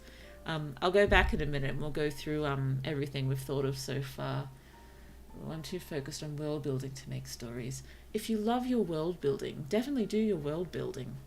I mean, it can be frustrating, I imagine, if you want to focus more on stories and just keep getting sucked into the world building.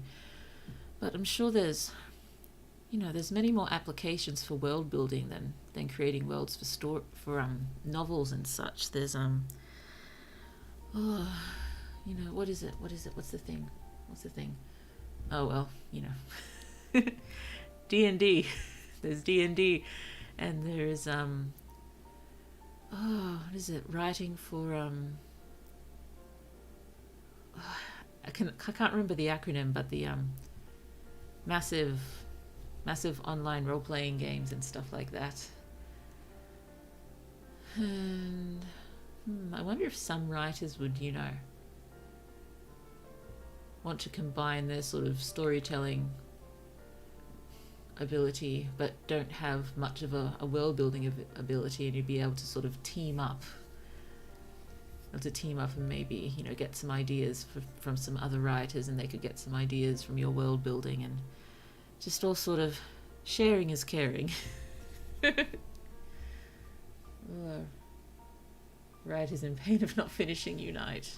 Yes, I'm really starting to feel it, because as most of you have probably realized, I'm a little bit older than a lot of you, so I feel like my time is slipping away reasonably quickly. And I still haven't been able to get anything more written since, near the beginning of January for my main magical project. And it is getting stressful. I mean, maybe it's, I just keep going back and adding more and more, just trying to make it better and make it just right. And I know that's stupid and I shouldn't keep going back, but it will make it so much better. And I'm just sort of hopeful that once book one is done, and then, the others will hopefully flow more easily now that I've sort of laid all the basics for everything in book one. I'm really hoping that's what's going to happen. Also, I think I've decided, because you all know this story is based on a fic that I wrote. Not finished, but wrote a lot of. And I just took the first 3 chapters of the fic and I wrote, 200,000 more words for the first book. And, moving into book 2, we'll be starting with chapter 4 of the fic. And there'll be a fair few more fic chapters in book 2, so that'll make it slightly easier. And I think books 3, 4, and 5 will be a lot shorter, because I'll just focus on each magical joining the team. But then after book 5, when we start approaching where stuff ended with the fic, where I couldn't keep going there, it'll start getting longer again and more interesting. But I still feel a little odd about book 1's going to be ridiculously long, book 2, probably just a little bit shorter, and then 3, 4, and 5, half the length or something. Oh, can't make a story if I don't enjoy the world I'm making. Always struggle without a world. I don't think any two writers are the same at all. If you're the kind of writer who needs the world, and then you need the world to sort of breathe a story into, and you can't sort of do the story without the world, that's how you work. That's how it is. And there is no one right way to write a story or to world build. It's just finding what works for you, I guess. Finding what works for everyone. And, trying new things if you're running into trouble. And experimenting. And possibly sharing. I'm not so good with the sharing and talking to other people about it, because I have difficulty talking about my writing. As strange as it may seem, being a streamer who frequently talks about writing, just in general, given I never really had many writing friends when I was in my formative writing years, I guess. It just doesn't feel natural for me. And when I see others easily sharing, I'm a little jealous on one hand, but ridiculously overwhelmed on the other hand. Like, how is this happening? I don't know how you're doing this. And I don't think it's fear of, people laughing at my ideas or stealing my ideas or anything. It just, I don't even know what it is. It's something odd. I don't know. Maybe it's just an extension of always feeling like I'm intruding on people or something. I don't know. Okay. I just want to try to think of a few more superhero uses, and then we'll go back over everything we've done. Superhero uses. Well, affecting air pressure and what that can do. I'm sure there is various superhero uses for affecting air pressure. Well, you have some writing friends now. I do. Thank you. Thank you for reminding me. Oh dear. Yeah, I wanted so much to finish book 1 this year, because I started the fic in, goodness me, it's 2016 now. I started in May of 2016. And I wrote not so much, but I think about 5 chapters super quickly. And then I remember chapter 6 taking me 6 weeks and me being devastated and miserable that it took me so long. But then generally after that, it just took me progressively longer and longer to get any chapters done. And it was just sort of, it was taking over not just my writing life, but my pretty much everything life, because it was all I could think about. And I guess it just sort of got to the point that I adore the story. I adore the fic version. I adore my new original version, probably more. I adore my new version more. But I guess I just thought, if I'm going to be devoting so much time and energy and creative effort into this story, I think I prefer it to be my own and not a fic. But I still wanted it to be that story, so that's why the fic became what it is now. Oh, I agree with the sentiment, Fish, that you have achieved new writing friends. Yeah, this is a good thing. This is a good thing. Isn't me?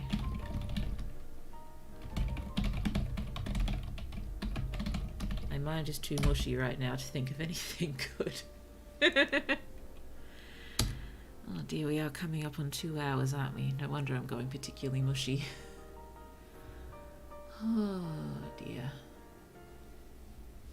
There have to be more sort of immediate superhero uses besides just sort of stealing breath and, slamming poison into people. Neither of them seem particularly superhero-y. They just seem super villainy.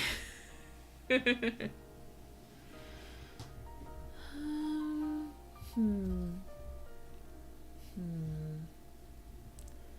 some of the superhero uses, again, you know, they just go straight back to, you know, big uses, big applications, and even some of the everyday ones, like removing noxious fumes and stuff like that. So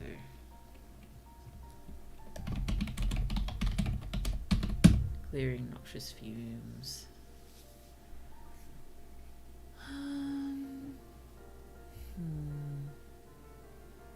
Again, using gases for light, so light generation. I suppose it just seems odd because we're used to, like, you know, thinking about superheroes frequently having just sort of one main thing they can do. And technically this is one thing. They you know, gas telekinesis, but there's just so many various applications for gas telekinesis.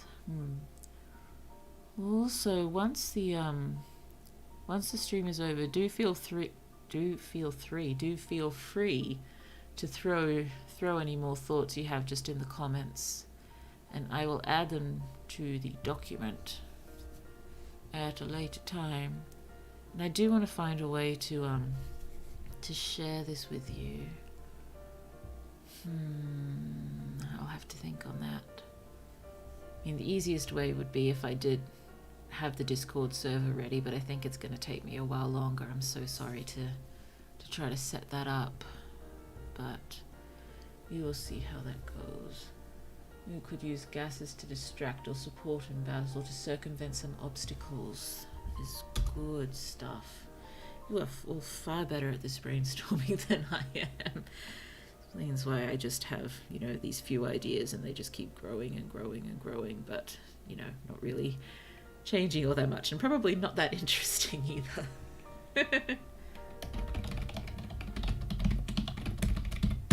Distract enemies, use of gases. Battle support / healing.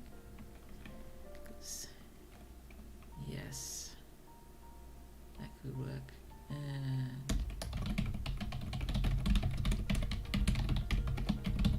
Again, like putting the helium placing. That sounds strange. So it floats. Or just in general. Using gases to make things float. Particularly if we can make our own helium, because we don't want to waste what's here. Let's make our own helium. Well, I imagine all the ingredients are floating around. So I guess I just got to throw that in everyday applications too. Using self-made helium to make things float. Which just immediately makes me think it has good applications for childcare. Just imagine how we'd be able to keep the kids entertained.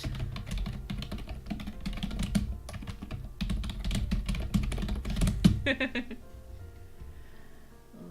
here we are. We all have to start summer with writing. You started with fanfic and I started with roleplay.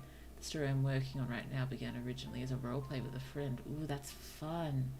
Nothing wrong with how we began. Indeed, indeed. Well, the fanfic is how my main magical project began. I've got a bunch of ideas and stories from before then as well. The fanfictioning was sort of a surprise and a bit of a curveball because I'd never done it before. And someone I know got into it for a particular fandom we were both into at the time, and I wouldn't have gotten into it if they hadn't. And I just sort of, you know, had this random idea because I was watching a Magical Boys anime at the same time. That's not what the fic is, it's just inspired by this anime as well. And yes, my head just sort of put them together and made the thing. And I guess I just jumped into it. I don't even really remember why I was so keen. I guess I was just excited because I was really into the fandom, and the person I know was really into the fics they were writing, and I was reading them for them. I was editing a few of them, and it was so good, and it just seemed like so much fun. And I guess I just wanted in, and I got in, and I was there for a while. But it's still, I wrote something in conjunction with my friend in one of their fics for it, but other than that I haven't written any other fic. This is the only one I wrote, and I've barely read any, honestly, as well. Just my friends and one or two others in that fandom that's just sort of popped up, but I never got into reading them. It was just this one big project that I was so utterly focused on. I'm just starting my interest in writing. Got inspired after helping a friend with providing some bit of world building for her story. That's wonderful. That's wonderful. I'm so glad you got so inspired and you were able to help your friend as well. That's really cool. It's good to have a friend like that, and you can sort of bounce things off each other and provide all that immediate feedback. Because that's something I am very much missing from the fic, is all of the wonderful feedback. And to tell you the truth, like 12 hours or so after posting the first chapter of that, I already had fan art, and that was a big thing. That was incredible. As writing should be. Indeed, indeed. Oh, dearie me. So I think we have an awful lot brainstormed here. Let's just go back to the beginning and sort of go through what we have so everyone knows what we are all working with. And I hope your wonderfully creative brains are cooking some good ideas for some short stories, or some drabbles, or 6-word stories, or a sentence, or possibly novel plans, if that's the way you go. I'll be very happy to read out novel plans, as long as I'm not actually trying to read out a whole novel written in just a month. I could possibly do a novella, but I would have to read it very quickly. Oh dear. I probably don't want to read any solitary thing that goes much more over 10,000 words. That's probably really pushing it. But you can write that much if you want. I just don't know if I'll be able to read that much. But everyone will be able to get in and look at the rest. But a novel plan or a novel synopsis sort of thing, that could work too. If that's what you come up with. Okay, brainstorming. Gas phase state telekinesis. Let's go. Random thoughts. Oh no, so many hyped up electrons. If you think cats are hard to herd, wait till you try subatomic particles. And, this is just it's heavily related to airbending or wind elemental magic, except that this can apply to all gases and not just air. And that got me wondering whether, with airbending or wind elemental magic, are they just sort of only affecting oxygen or the sort of atmosphere as it is? What if there were sort of other gases mixed through it? Do they affect them, or is it only very, very strictly air? I don't know. They don't tend to go into these things in fantasy stories, do they? It's just, I can control the wind. That's cool! And in general, it is just cool, and I'm happy with that, but sometimes you want to think about it a bit more deeply. Sometimes. Not all the time. Sometimes. Okay, but do we have the same level of control as airbending / wind elemental magic, or does gas phase state telekinesis have to be more concise, more subtle, etc.? Could the soul be considered a gas? I personally don't think so, but that is not my call if it's not my story. So, could soul be considered a gas? And if it is, I can think of so many evil ways to use this gift to mess with people's souls. Okay, silly / cute / annoying uses, various shenanigans. You can move the gas particles of unpleasant body odors towards other individuals to pass the blame. Because we are children. Can mess with barometers. I mean, probably won't annoy anyone except meteorologists, but we could. Very annoying to meteorologists. And I could even spell it correctly, maybe. There's probably various other instruments can mess with.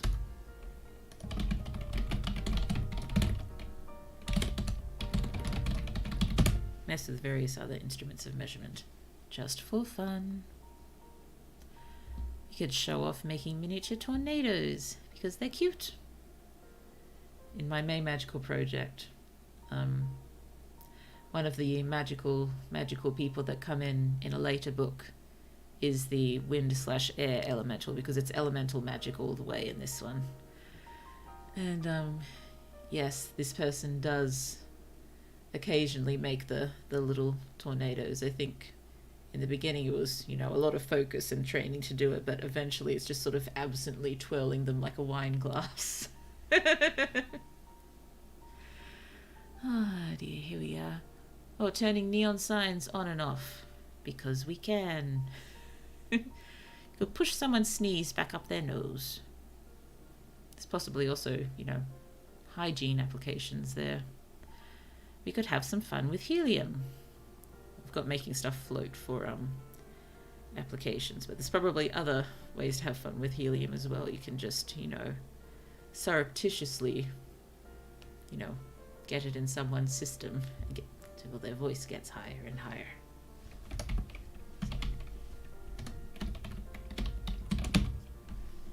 I'm really not having much luck with spelling today, am I?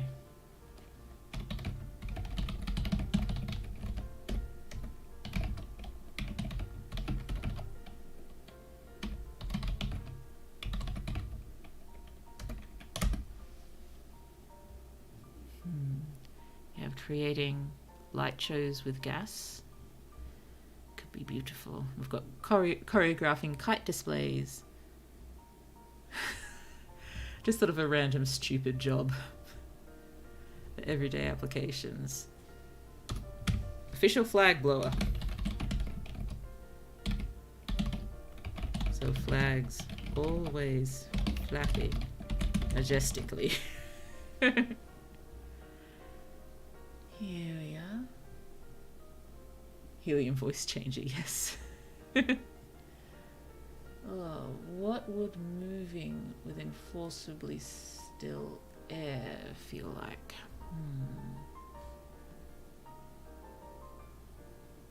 I am not sure. Let's see.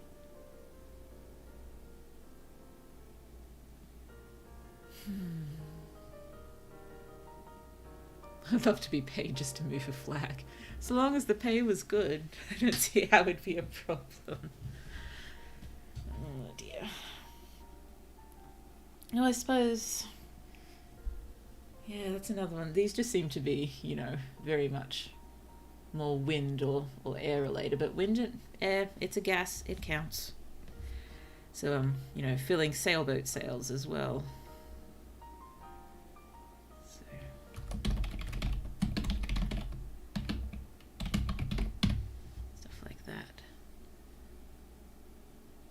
What would moving with enforceably still air feel like?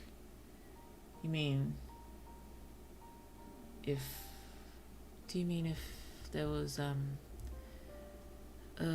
gaseous telekinetic sort of just holding everything completely still and us trying to move through it? Or you mean sort of trying to move particles within air that was very, very still? I am not sure. Where did we get up to? Oh yes, knocking the wind out of someone's kite. Potentially using gases to create laser pointers, and making your own bubble of ideal air pressure, weather, etc.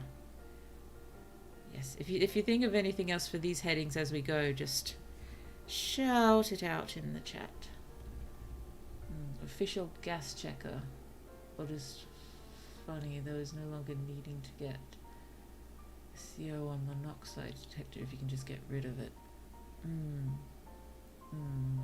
If it's... Yeah, well, I guess you have to sort of know this first. But if you can just sort of... If the way this works is you can sort of detect levels of gases, we've still got, you know, there's no set way on how this works. CO was a misclick, sorry. Yes, there is no one set way how this could work. It's all just all speculative, all lots of different ideas. So potentially, yes, a visual gas checker.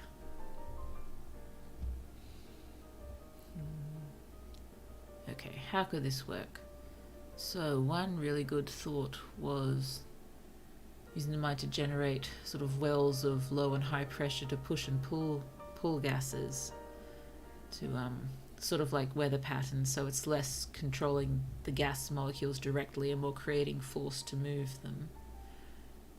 Then wondering, you know, maybe it's not that, maybe the mind does affect the actual individual gas molecules. And if this is how it works, it'd probably be incredibly difficult because, you know, gas molecules are so well spaced out and they move so fast, it's probably difficult to sort of get a hold of them. I'm wondering, can we sort of pick out and differentiate between different gases in the same area, and can we just affect one type?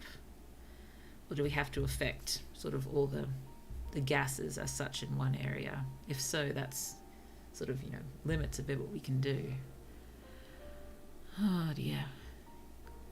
Oh, and this was a good one. Can you sort of control the gases form, sort of the elements it are, by controlling or changing the atoms in the molecules? And could we, for example, create water by combining hydrogen and oxygen? I think that would be a great way to use this this skill, if that's how it works, because that has a lot of applications. And is it possible to mix and match atoms to create sort of whatever gases and elements we want? And can we create new elements? Which, yes, so pretty much alchemy. Difficulties and limitations. So potentially seeing, sensing, finding gases to control. Besides oxygen. Oxygen gets a pass because it's everywhere. Or possibly not even oxygen as such, but our atmosphere and just all the gases that make up our atmosphere.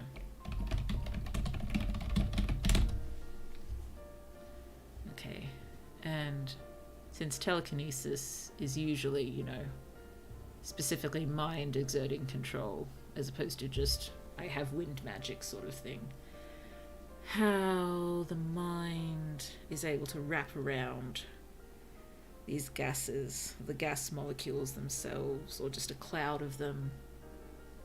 Oh dear, how specific can we get? Maybe, I don't know, maybe if you're not so good you can't get the singular molecules, you can only sort of grab a handful as such.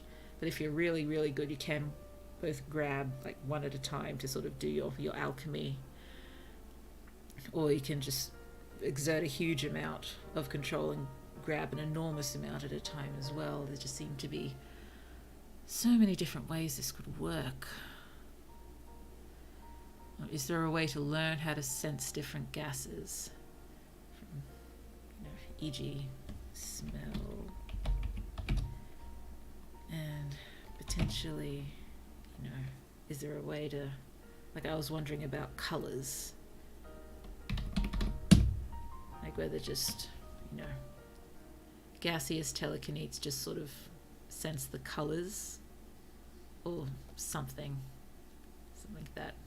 I don't know, I'm probably leaning towards that because I really like the idea of synesthesia, and I think that's a really cool phenomenon. Oh dear. The potential magical uses for synesthesia might be a fun thing to talk about. Oh, unless you're going for the element of surprise, I'm not sure there are any more elements to discover. I'm sure there are always more elements to discover. You just have to get creative. There's more elements discovered every now and then, aren't there? Pretty sure there are.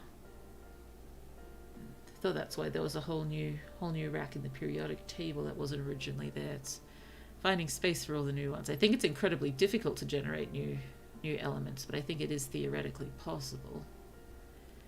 Pretty sure, but please don't quote me on anything like that. We must do our research.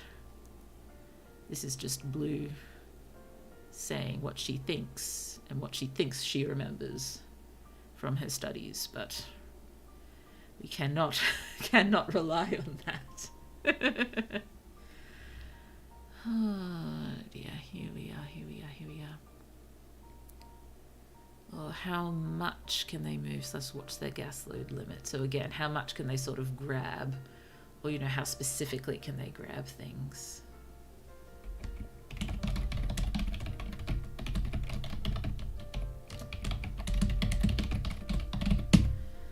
And we have, you know, more thoughts. Are some telekinetic people naturally more gifted, and can they sort of train to improve their limits, or are they just sort of stuck with what they got? Oh, sorry that I'm dead silent right now. I am in fact looking up fission gases to see how nuclear fission and nuclear bombs would play with this power. Good research. Radiation has been mentioned. Yes, I did not mention nuclear bombs because that's getting really dark.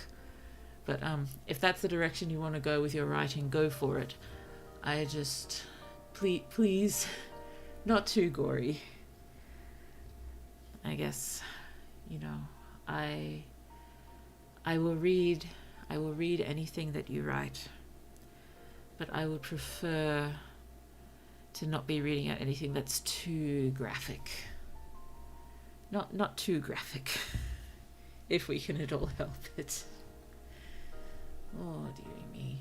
And don't worry about dead silence. You listen and you research. You do what you want to do with this stream.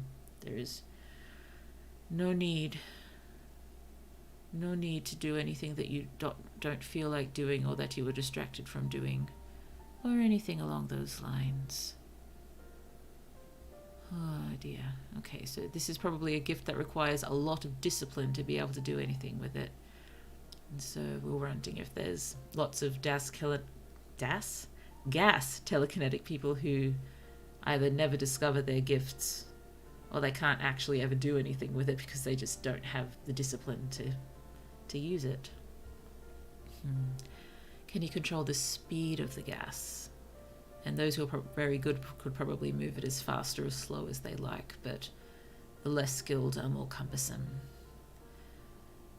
Oh, and this was wondering about products that could be created using gaseous telekinesis. Could only people with gaseous telekinesis use these products made with it / requiring this telekinesis, or is there some way to imbue the power into the items or make the gas stay in place?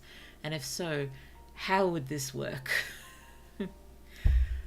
I am not personally game at this point to try to think how this could work, but if that's the way your mind is working, please go down that path in your work.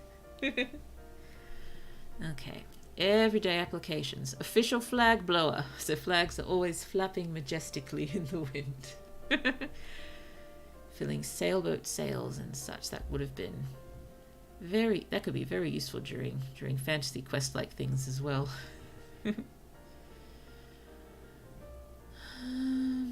Official gas checker. Indeed. So working in industry in the gas works, you can transport the gas without containers, or you can just very easily load containers with gas. And a sort of very personal use, just at home in the kitchen, you know, be able to have very, very strong manual control of your gas stoves. Using gases as a mode of measurement, sort of in measurement instruments. And further down we get into medical scanners and machinery and such as well. Ooh, sailor in control of the winds would be considered God. Indeed. That would, if we had any high fantasy sort of stories, that could work really well there. Oh, here we are.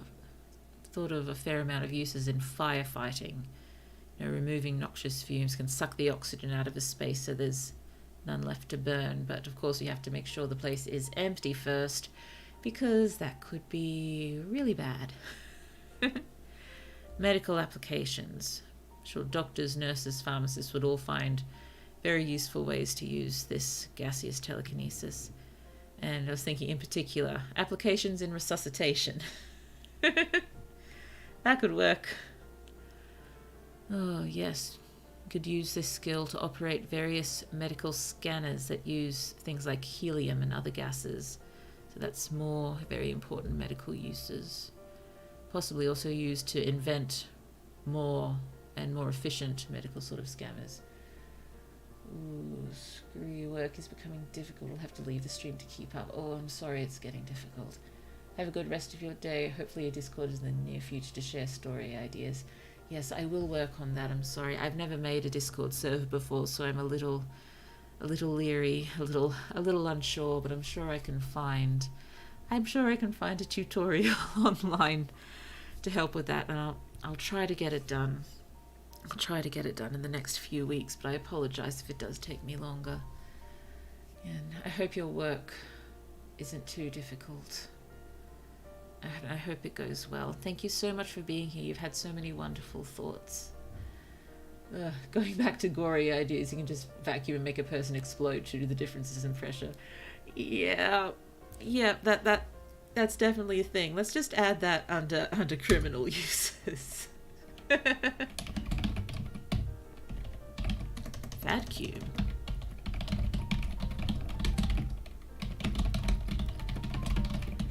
Yeah, I suppose technically that comes under superior uses too. Exploding people. And also making explosions. Oh dear, here we are.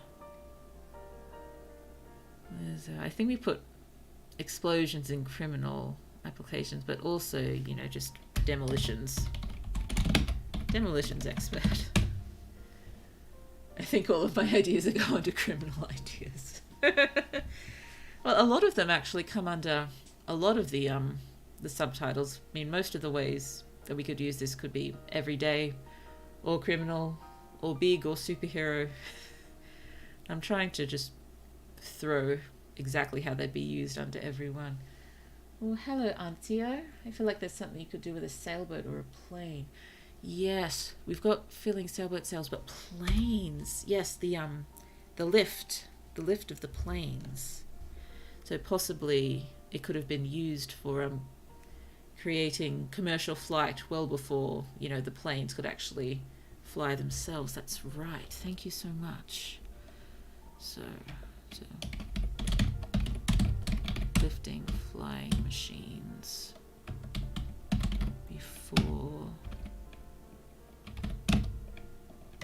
before mechanical planes, I guess. So flight would have been around a lot sooner. I suppose there's also the potential of rescuing planes that are falling down. Possibly that comes under big applications.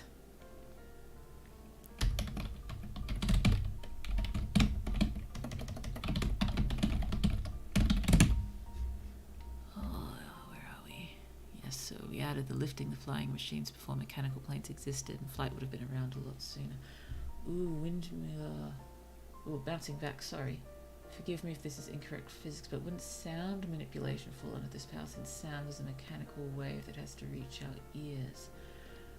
Possibly. I mean, we know we went into smell briefly, just with perfuming. I suppose there's a lot of other nasty applications we could do, because the smell of a liquid or a solid is the gaseous state. That's what gives it the smell. I'm sure that's how it works. So could it work with sound as well?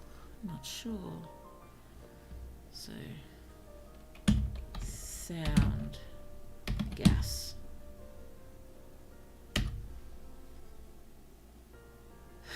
That's not what I was looking for.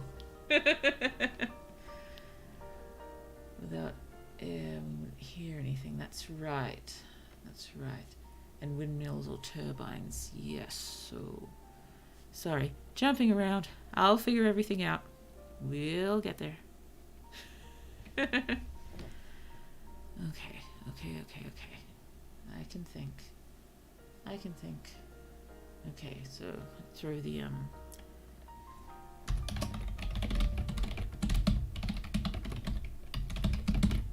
so come under electricity production as well. And yes, we know wind carries sound around, so I might add this down here. Applications with sound. I think we'd definitely be able to stop. Well, we'd stop sound if we sucked the air out of somewhere, but that may be the least of our problems if we sucked the air out of somewhere. But applications with sound. So, diminishing sound, making it louder, etc. Oh dear. Sound is more like an energy. The sound itself, yes, but you know, we can't hear anything in space because there's no air to sort of conduct it. So if we are messing with the gases, it would affect sound. It could affect sound, so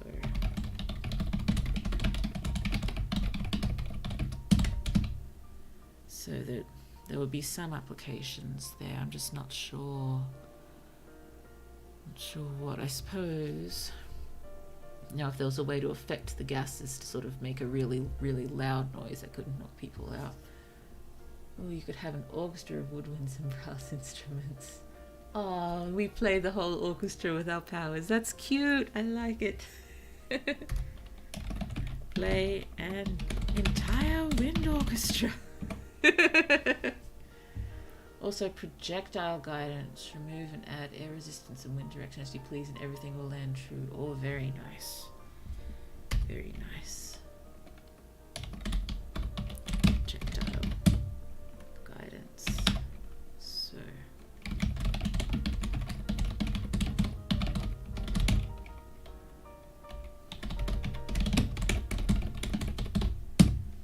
Yes, imagine this one will also come under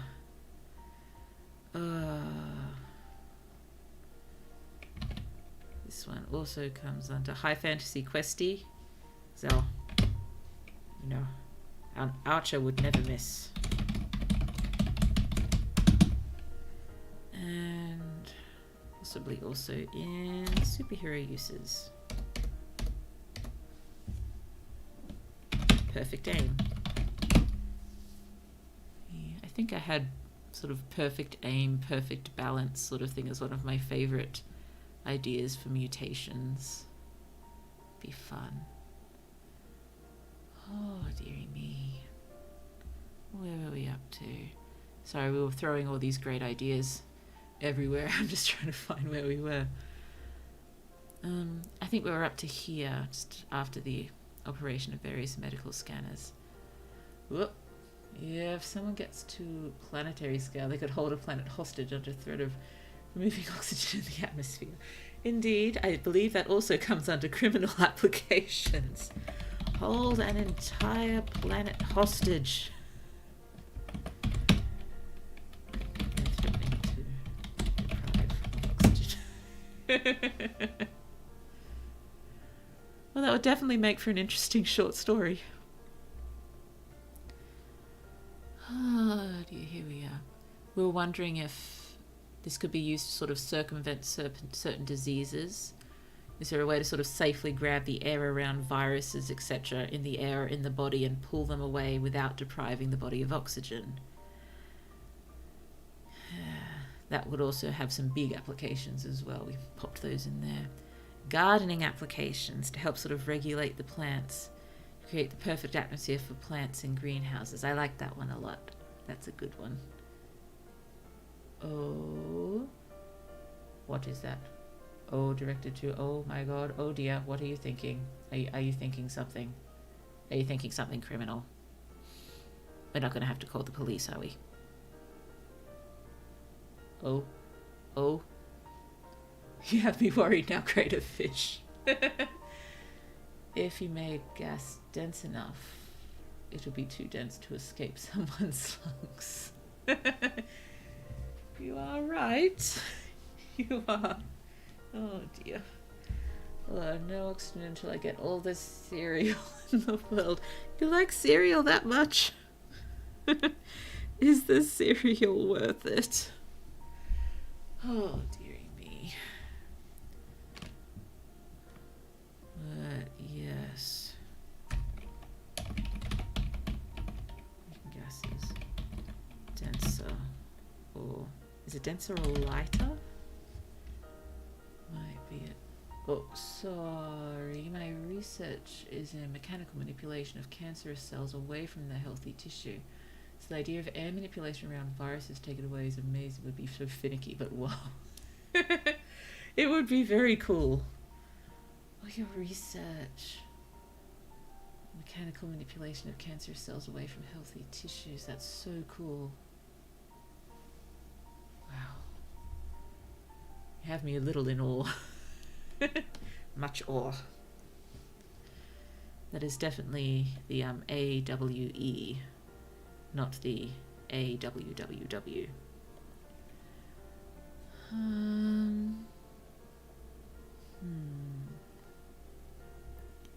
Sorry, mind floating.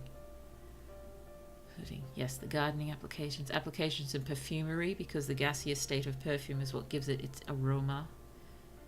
Hence in perfumery, probably in so other fields of smell, whatever they are. Applications in natural gas mining and stuff along those lines. Radon, control of radon to treat cancer and such, perhaps. If taking the good idea about being able to mix and match atoms and such of these gaseous elements, you'd be able to technically make your own water when you're thirsty, which would be very useful.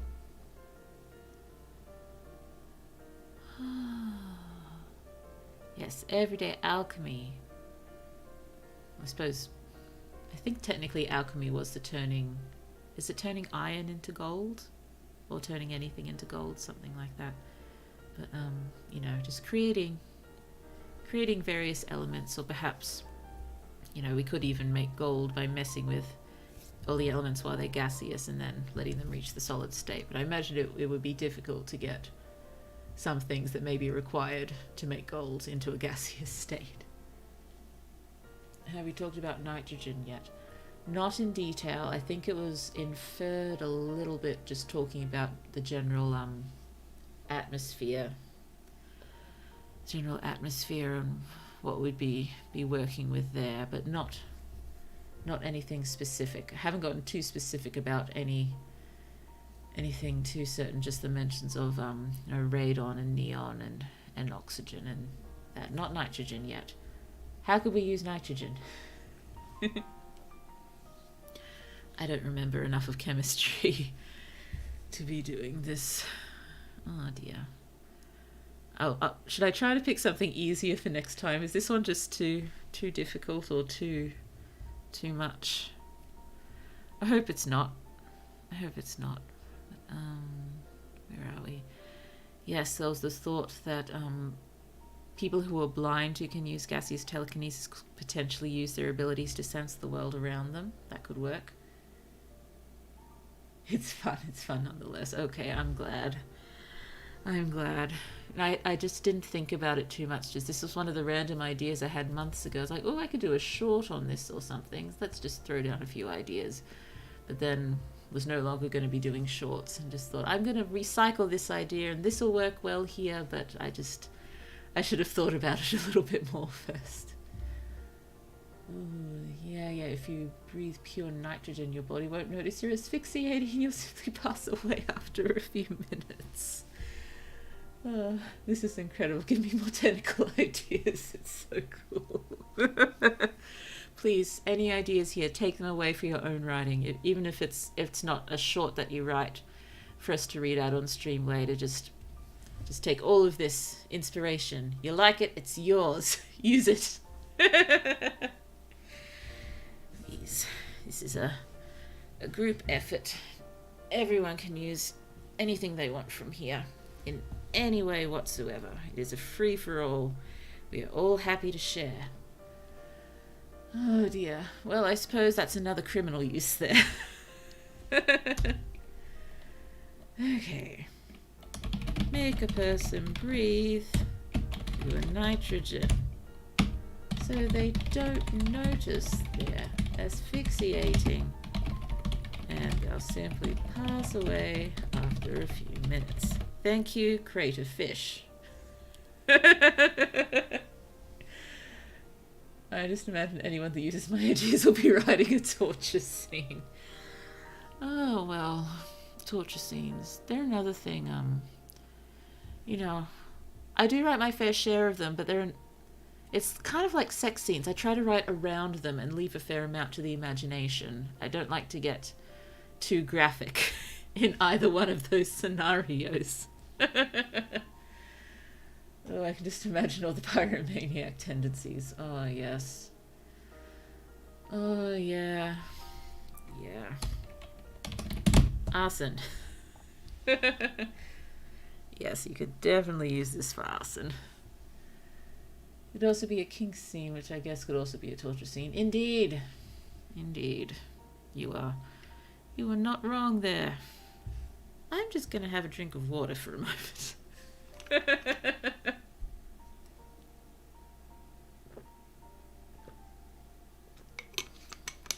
Okay. So there are lovely thoughts about, gas merchants can sort of sell their gaseous concoctions that they've pulled together. Perfumes and poisons and elements and all these sort of things.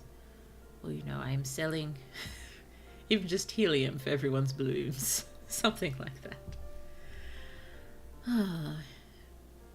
B functions in lamps and lamp selling and using self-made helium to make things float. So my thought was there could be applications in childcare and keeping kids entertained and stuff along those lines. But even, using things to make things float. You could even just use that skill to do a bunch of things that, people with telekinesis for solid items can use, because that's pretty much the same thing. Normal telekinesis. It sounds weird to say normal. I've written this word how many times tonight, and I still can't spell it every time. There we go. Ooh, bubble up all the air pollution, throw into space somewhere. Yes, the pollution stuff. There was, I think we threw something like that into big applications. Yes, pollution control.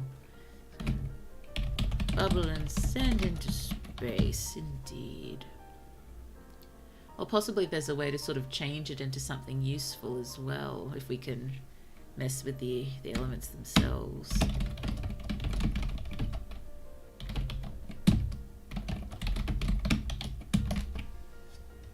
Might be a way to change it into a useful gas too. Ooh, nothing has sobered me up faster than the powers of brainstorming. Holy shirt. I'm still soaked in vodka, but that doesn't matter. Powers matter. Oh cool, mass air scrubbing without all the expensive additives and systems needed normally. Yes, it just seems, there's so many practical applications for magical powers that don't seem to get talked about in speculative fiction. It's always just, the hero uses, but there's just so many practical ways to use things that could make life such a better place, and it would be super cool. Oh, don't worry, I mess up spelling constantly. Anytime I spell maybe as maybe. But come on, that spelling of maybe just looks adorable. It just got me an instant smile there. No, I've got a few words that are a curse to me that I can just never, ever spell. And some of them are ones that I definitely should be able to spell because I write them all the time. The main one being lieutenant. And I write that all the time in my main magical project.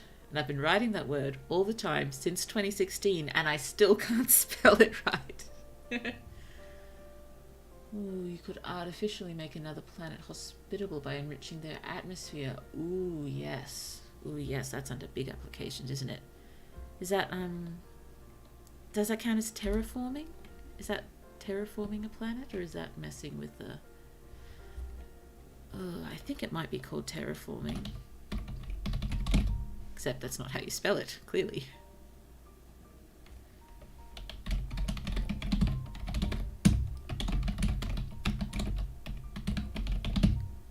Terraforming inhospitable planets to make the air breathable. I think that would probably take either one very, very, very powerful one, or many, many less powerful ones working together. Does gas telekinesis imply an innate understanding of air pressure? This has a lot of medical uses. Sense high oncotic pressure, lung pressure.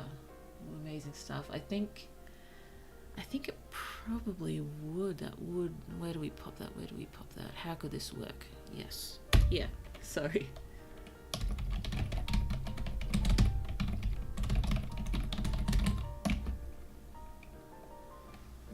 Oh dear. I might throw some of those medical uses down here.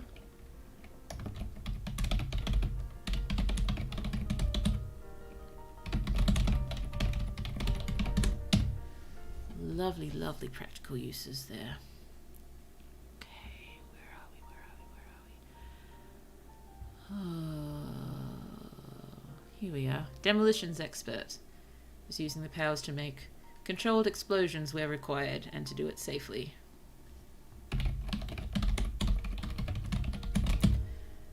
Ooh. I feel like I'm cracking her whip over Blue's head and telling her to type. Well, you guys are the ones having all the good ideas. If I could have more good ideas of my own, you wouldn't have to crack the whip. Here we are. Applications with sound, like potentially diminishing sound, making it louder. If we're messing with gases, it could affect sound. Like, you know, you can make a really, really loud sound to knock everything out. But I just feel... Well, I suppose you'd do that if you didn't have a gas on hand that could be used to directly knock someone out. Well, you know, break glass with sound. Or, you know, if we could just make a normal sort of loud sound but be able to amplify it that much using gases.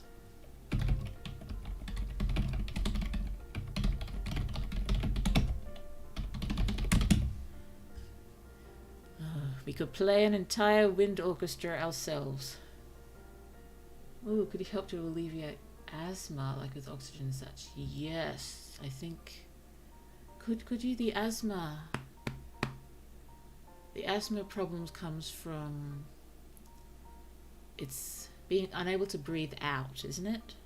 You can't breathe out easily due to, Goodness me, I used to know this. It's at the receptor level, isn't it?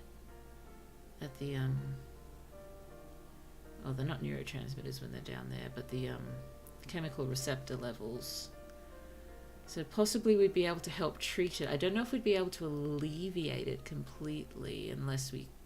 Well, possibly if we can affect things at the receptor level. Maybe. Let's go back to, medical uses.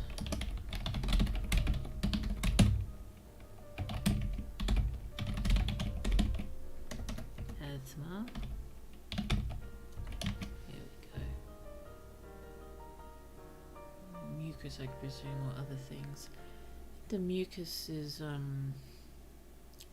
related to things like cystic fibrosis and viral and bacterial infections. I'm not sure it's directly related to asthma. So let me look that one up very quickly. Cause of asthma.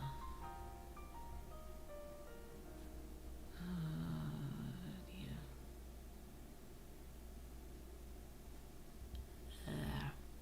a lot of it is exposure to chemical irritants and stuff, but I'm sure it's, you have asthma, you can't breathe out properly.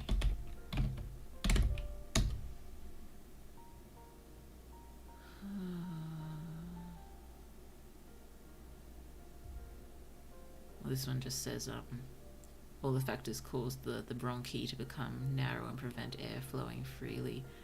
Why did I think it's mainly related to breathing out? I'm sure I came across something like that, but I'm probably wrong. Basic asthma is due to blockage, right? Constricted air ducts. Telekinesis would be incredible for symptoms alleviation, but not for treatment. Okay, that makes sense. Let me rephrase there. In alleviating the symptoms of asthma. Oh dear. We got up to the entire wind orchestra. Play an entire wind orchestra. Projectile guidance, so we can mess with the air resistance to ensure projectiles always hit their targets. And this possibility of making gases denser or lighter in applications that may have criminal or otherwise. Okay, criminal applications. We can waft gases into spaces to knock people out and clear the way for crime. We can be an explosions extraordinaire. We blow up anything you need at any time, though we'll probably have to carry what we need in small containers, but we'd be able to move whatever we need to store it wherever we need to store it. We could suck the air out of lungs. Very direct and horrific. We can shift other gases in the body to cause various problems. We could create air bubbles in the blood. We could give someone the bends. There. All horrible. All horrible. Oh, also... Hi, new friends. You missed 2 streams and suddenly there's more friendly faces around. Howdy and hello, it's my first stream. Yes, it is. Very welcome. Very much welcome to you, Ancio, and so lovely to see everyone. You mostly just like, you've said a few things before. I recognized your name, Hulk Guy. I did. It is so lovely you're all here. Thank you so much. No, honestly, in 15 minutes now, they will be going for 3 hours, so I'm probably just gonna finish reading things out, give a reminder of how things are gonna work after this. And then I may have to go sleep because I was thinking it's probably better to get up early and let the small one go outside while the sun isn't going to destroy my skin any worse than it's already destroyed. But, Australia, the sun is the demon. It's a lot, and I am pale, and yes, my body does not agree with being here. Ooh, do you consider plasma a gas? I thought plasma was sort of beyond all those 3. Which means technically, I suppose, there's the potential? Let's just throw that up here and how this could work.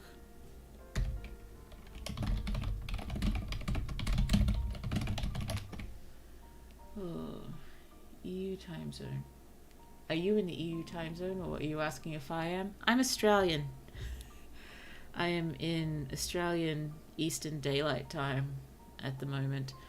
Although at the beginning of April, Daylight Savings will end and I'll go back to Australian Eastern Standard Time, which will be... I'll go backwards an hour. Which means I think that if I keep starting at 10 my time, it should start an hour later for everyone than it started today, I think.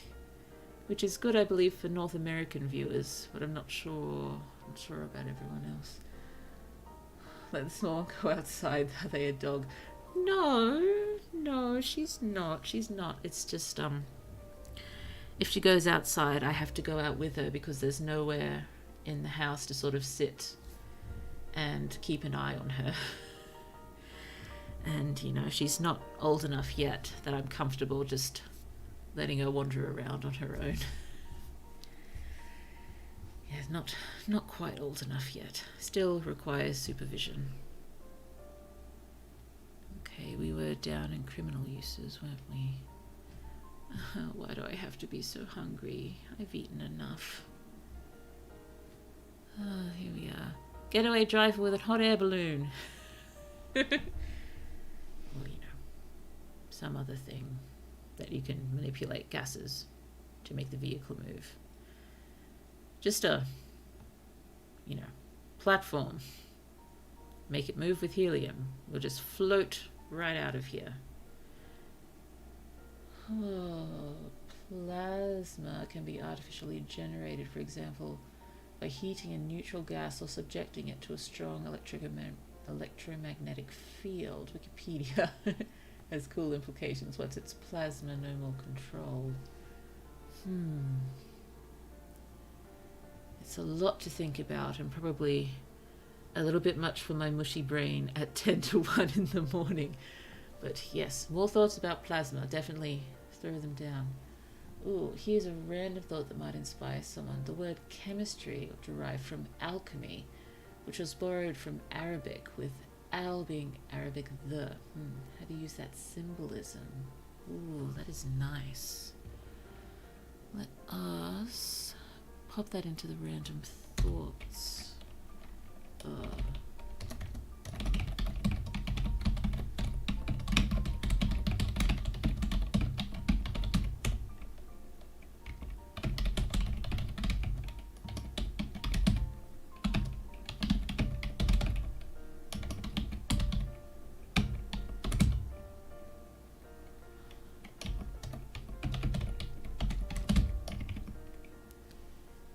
Lovely.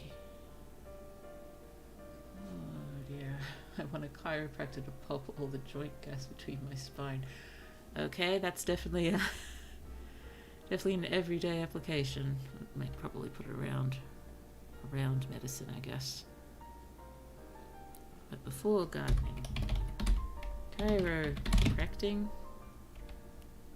It accepted my spelling.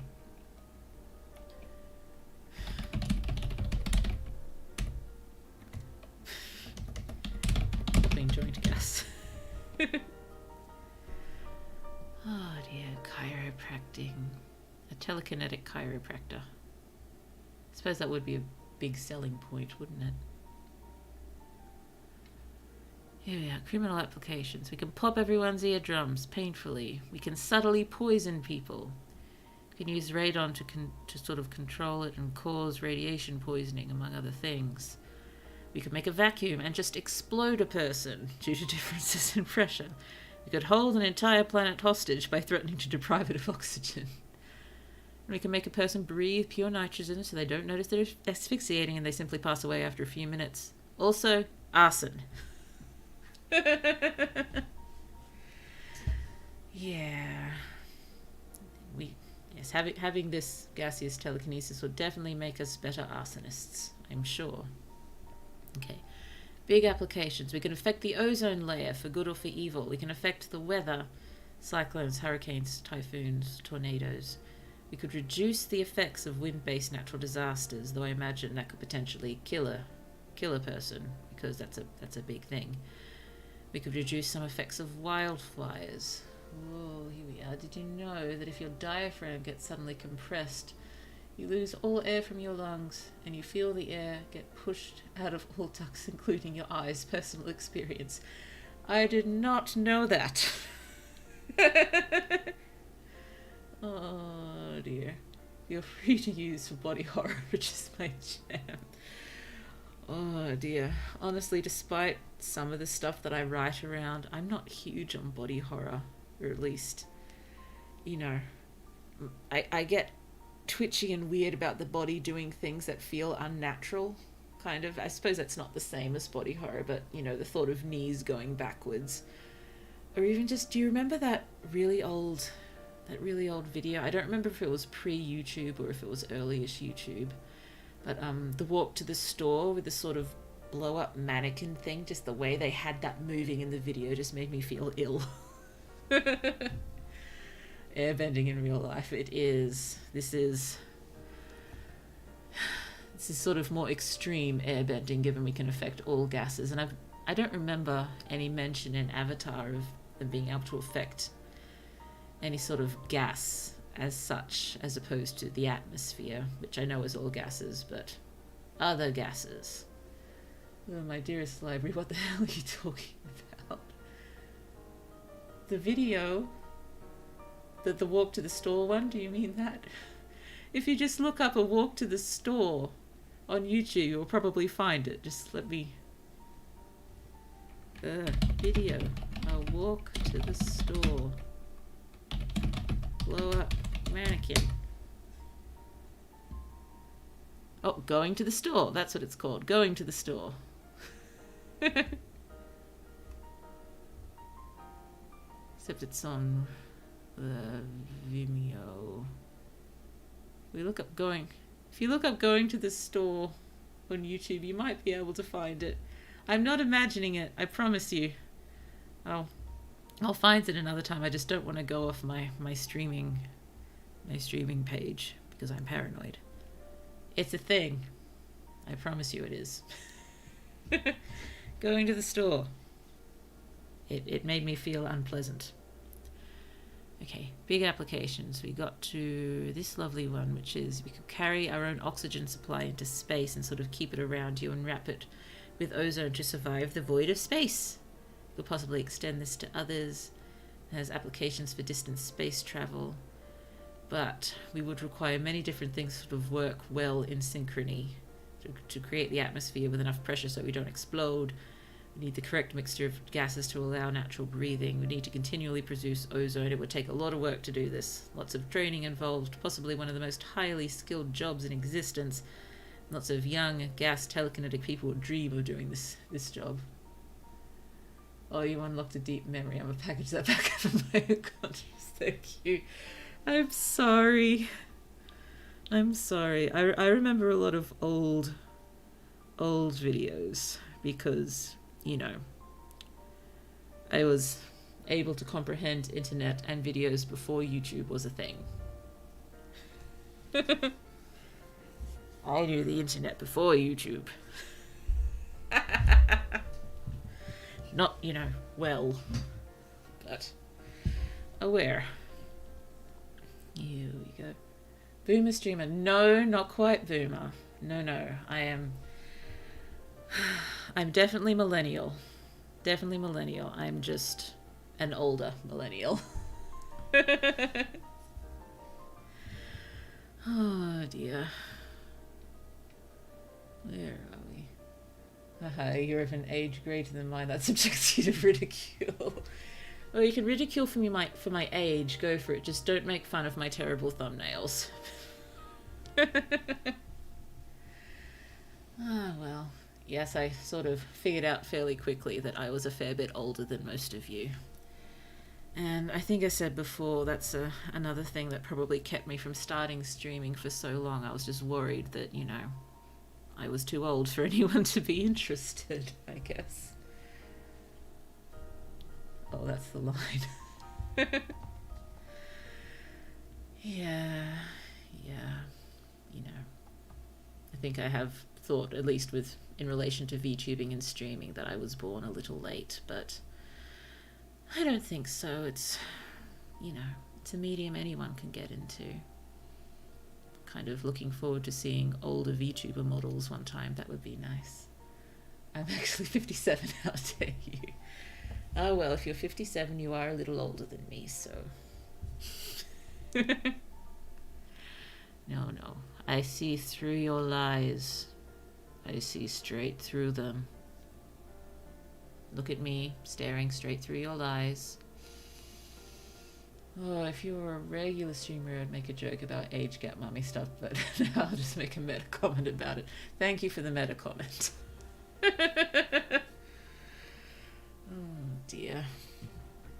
Oh dear. Well, you know, actually am parent, so technically applies. Technically, it's technicality. A mummy technicality. Oh dear, here we are. This is going going back again to somehow grabbing the air around viruses or bacteria to move away but in this case, instead of out of the body, away or towards populated areas, for use in war scenarios or pandemic scenarios or something like that.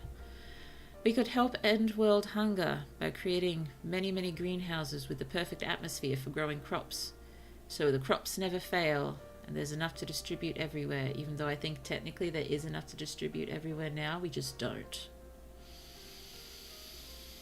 Yeah. I suppose this is assuming that we are all reasonably altruistic in using our powers here. Okay, so we can capture radiation and store it somewhere safe and or send it out into space. So, oh yes, that's another criminal application that we should probably add down here without too much detail, just as nuclear bombs. Please, no more detail. Here we go. Oh, we could help solve water shortages if we can create things like water by shifting atoms and such around. We can create more gases that the world needs and or create new gaseous elements that are useful. Ooh, I took a semester for food science. We do have enough food and the ability to feed everyone, we just don't. I thought so. I haven't studied it, but from bits and pieces I've read around the place, I thought that was the case. So, with any luck, we are altruistic people who are creating all these crops, and we will distribute them appropriately. Oh dear. Yes, pollution control. Yes, we can contain it better, and we could perhaps bubble it up and send it into space. And is there potentially a way to turn bad gas into good gas? Okay. Rescuing.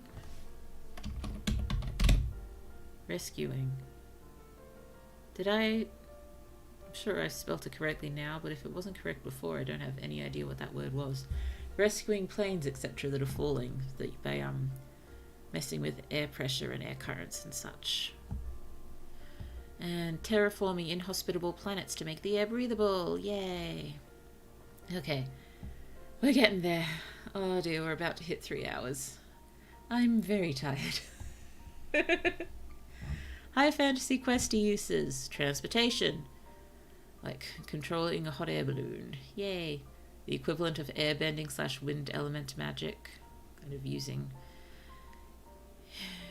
this gas telekinesis in a similar fashion. So using various gases as weapons, either physical or chemical. Ooh, if we go into hard magic, what's a gas? How much space between atoms is the bare minimum to be a gas? Well, I guess it's once it leaves the liquid form and becomes the gas form, however many that is. I'm not sure, sorry. Oh dear. There probably is a minimum, I just don't know it because I've forgotten all of my chemistry. It's just gone.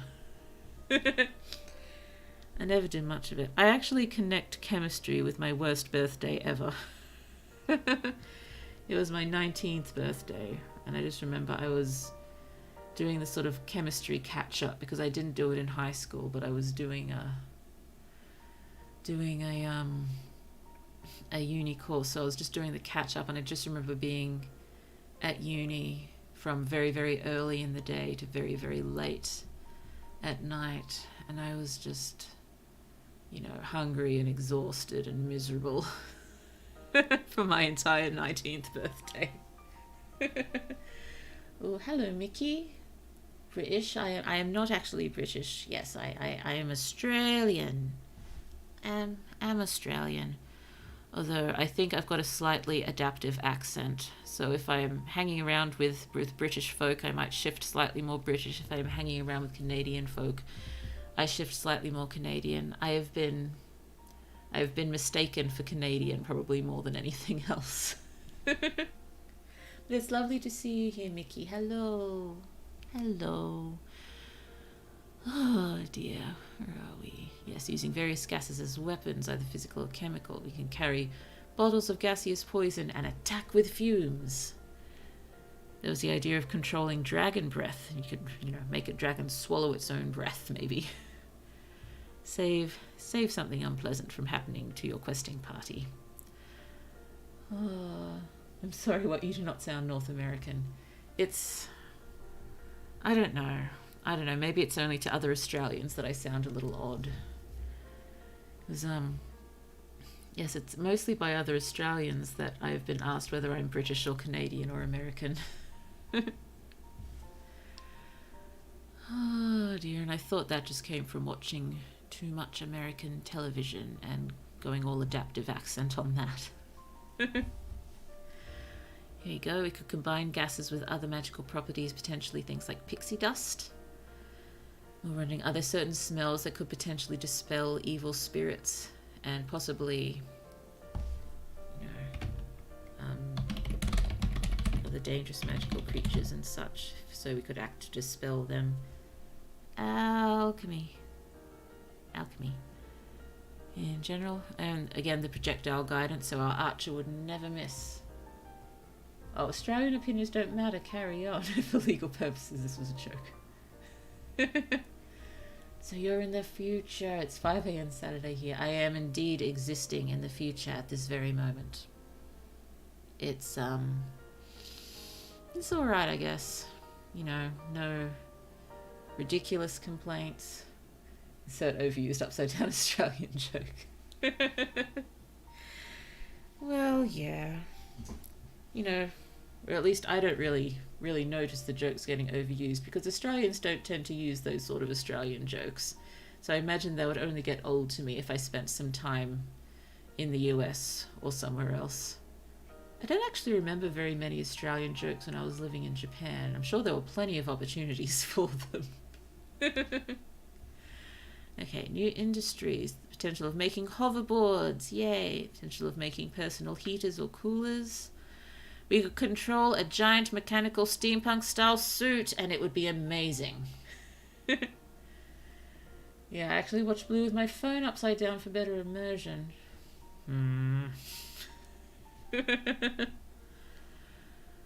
Oh dear, and you could use helium and other such things to create floating platforms and such to revolutionize city design. Is it true that toilets flush backwards in Australia? They flush clockwise, if that's what you count as backwards. I believe it's all of the southern hemisphere goes clockwise. And the sinks and stuff like that. Yes, we are clockwise down here. Superior uses. We could create uplifts of oxygen to slow or prevent people from falling. Potentially flight. We could affect air pressure for whatever uses there are for affecting air pressure besides making people explode. We can clear noxious fumes. We could perhaps generate light using the gases. We could use gases to distract enemies. In ways you could use gases for battle support or, sort of, well, I put healing, but I think medic's probably more appropriate. Oh, I just realized I'm in a different shirt than what I wore when I went to the party. Why am I in a different shirt? I don't think anyone will ever know. That is a mystery of the age. I think they flush depending on the toilet and water. Jen's not gonna lie. I thought there was some effect. Just let me have a quick look. Okay. Clockwise. Toilet water. Hemisphere. Oh, yep, here we go. One can find both counterclockwise and clockwise flowing drains in both hemispheres. Some people would like you to believe that the Coriolis force affects the water flow of the drains in the sinks, baths, toilet bowls. Don't believe them. It's too weak to affect such bodies of water. So you seem very right, and I have been misinformed. Misinformed. Wait. Oh my god. I remember EMTs checking on me. Why do they call 911? Holy shit. Oh dear. Are you alright? I am sort of overflowing with concern right now. You are... Do you know if you're alright?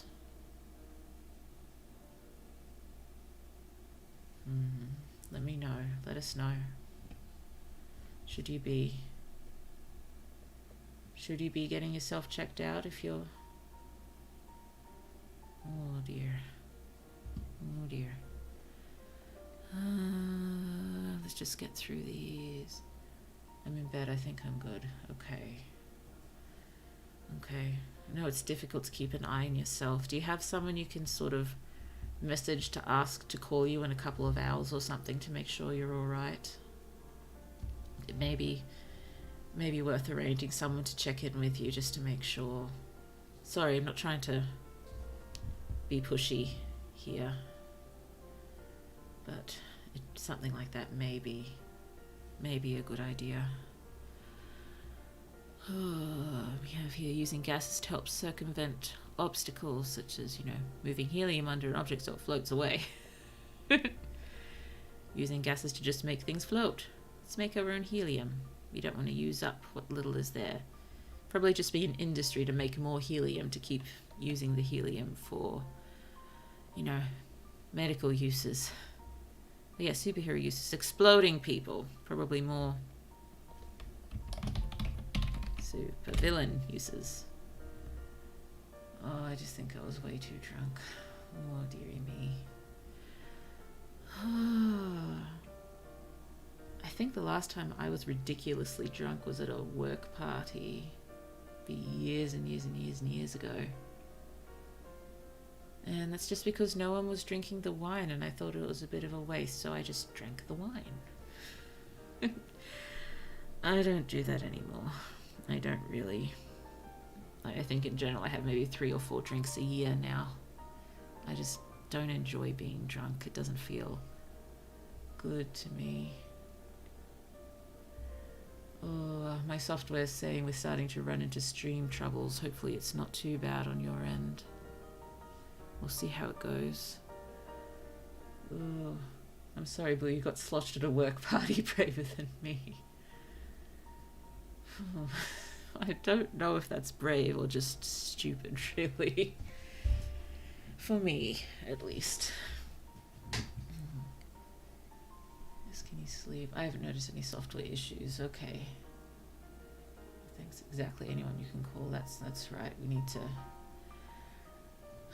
Well, not we need to, but Creative Fish. I would probably feel a little more settled. Not that it's your duty to make me feel settled in the least, but if you could see if there's someone who could check in on you in maybe a few hours or something, just to make sure you're okay. Just to make sure you're okay. No, we'll be finishing up in a minute. Anyway. Oh my goodness, I think this is now... Well, I don't think it's going to be my longest stream, but it's approaching my longest stream. Oh dear, that was unintentional. Oh, exploding people, just making explosions, and again, projectile guidance. We have superhero with perfect aim. I'm in talks with my friends from last night. All good. Sorry to worry you all. No need for sorries. I just... Please do your best to take care of yourself. Please. I think that's just something where a lot of people tend to have a little trouble with. It's remembering themselves and taking care of themselves. Oh, good thing I don't drink. I just turned legal age to drink, but I always thought alcohol tasted bad because it smells like rubbing alcohol. Yeah, I don't think I ever actually enjoyed the taste. I never found anything that I really enjoyed the taste of. And while I used to be able to drink a lot, I just never really enjoyed it very much. So I just don't see the point now. Oh, that's good to hear. Stay safe, bro. Indeed. Indeed. Okay. So, I think that's probably going to do it on our gas phase state telekinesis-ing. Thank you all so much for all these fabulous ideas. I don't think I ever would have thought of, even a 1/5 of these by myself.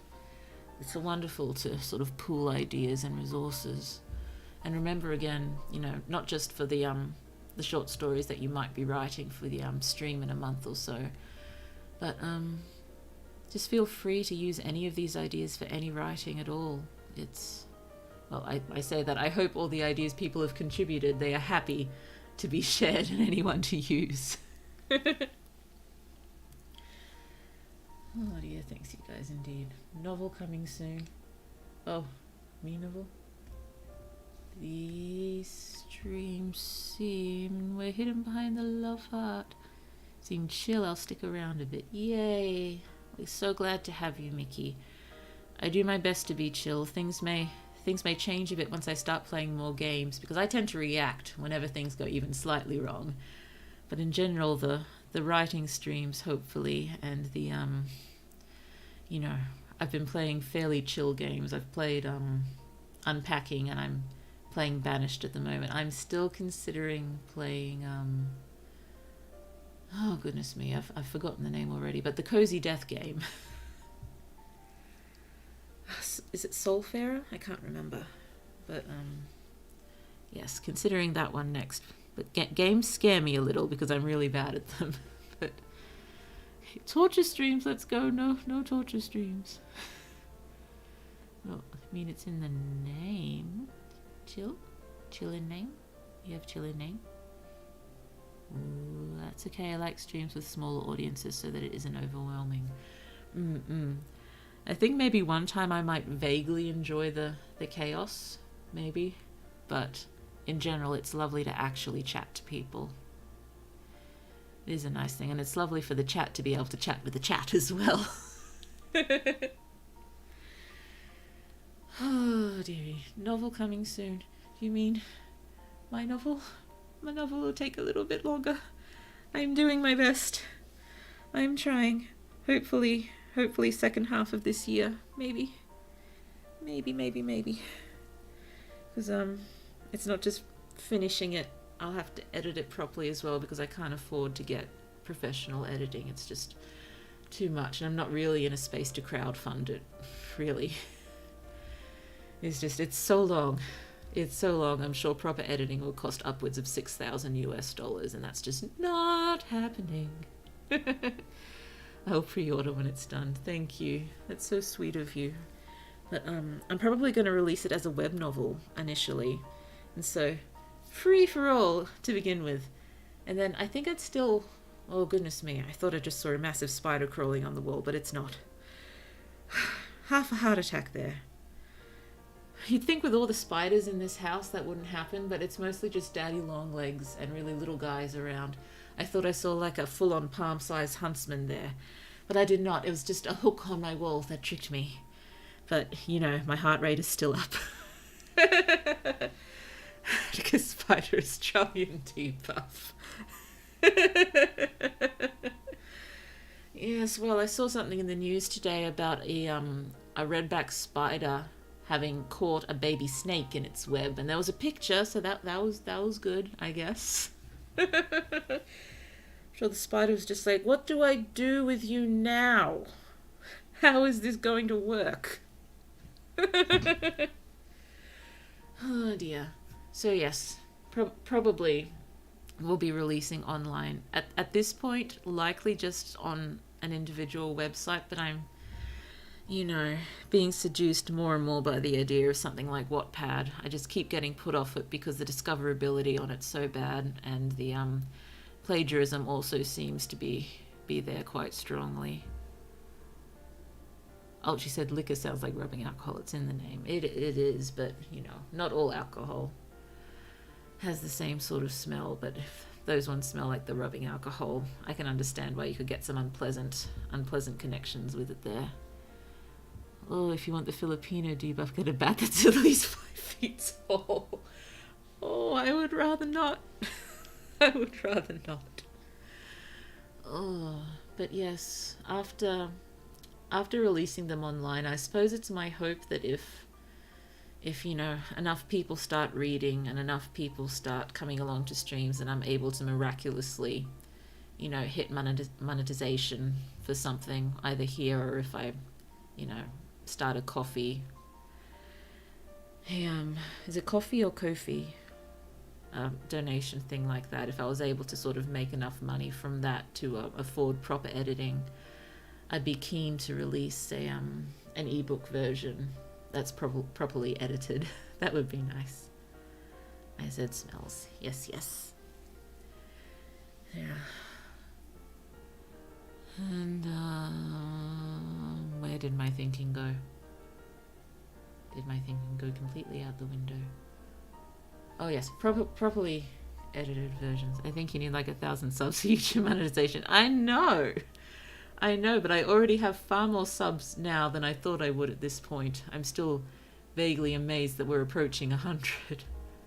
And it's actually, you need 500 subs now to start memberships and super chats sort of thing. So that's at least one step. Oh, look, a sub right now. No. I only want people subbing if they're actually interested in coming back. It's, you know, I don't want to be clutter. I don't want to be clutter in people's lives. I want to be something that, you know, they actually enjoy. And if they don't enjoy what I'm doing, then I hope they find something that they do enjoy. And they will not let me continue to clutter up their minds. 100 celebration stream? Probably, maybe. I just don't know what I would do except say hooray! Hooray! I am throwing streamers that you can't see, sort of thing. Oh dear. I'm sure I'd think of something, but it may be, you know, I think we're already creeping up on it, so I don't think I'd be able to think of something in time. Except, you know, just spending a portion of, you know, whatever stream it's closest to on celebrating. Well, what is your usual stream schedule? It seems like you stream early morning for North American viewers. Yes.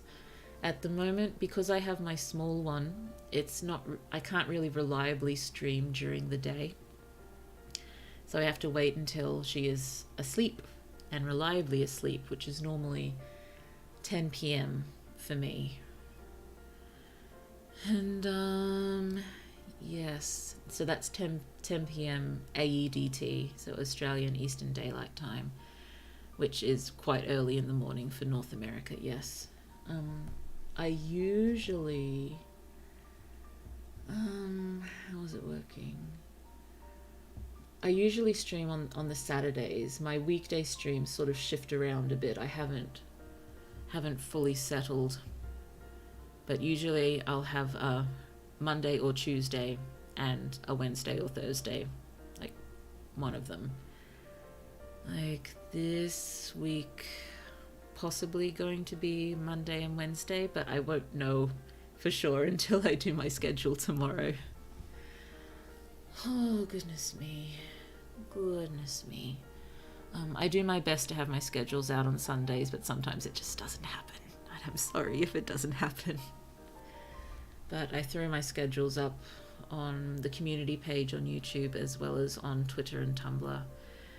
Honestly, I don't really use Twitter and Tumblr very much except to post when streams are happening because I'm terrible at social media. I know I should probably practice at getting better and just share random thoughts, but I still just keep getting hit by who is going to care what you ate for breakfast sort of thing, which sort of prevents me from posting these sort of things. Oh, not that I'm trying to prevent anyone else from posting what they had for breakfast. If that's something you enjoy posting, please post it. It's just, it doesn't quite work for me. Social media works when you think at your own pace, indeed. Hello, Galactic Sand. Lovely to see you. Lovely to see you. Yes, I think you are right. I am parasocial tier 3 sub.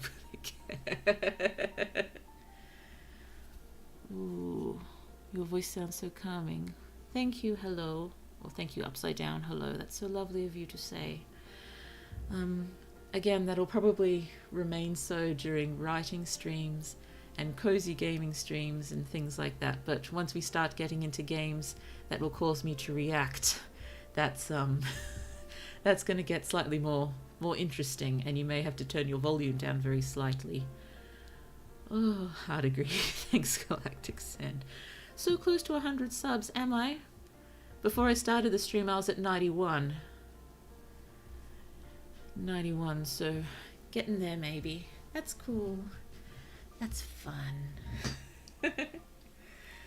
So yes, I'm currently in the post brainstorming ramble, And we'll eventually get on to singing our parting song, which I should look up the lyrics before I forget again. There we are. Oh, when I first discovered this library, I just closed my eyes and vibed to her voice for like 10 minutes before I commented. Oh, we need 2 more people. Oh wow, we're at 98.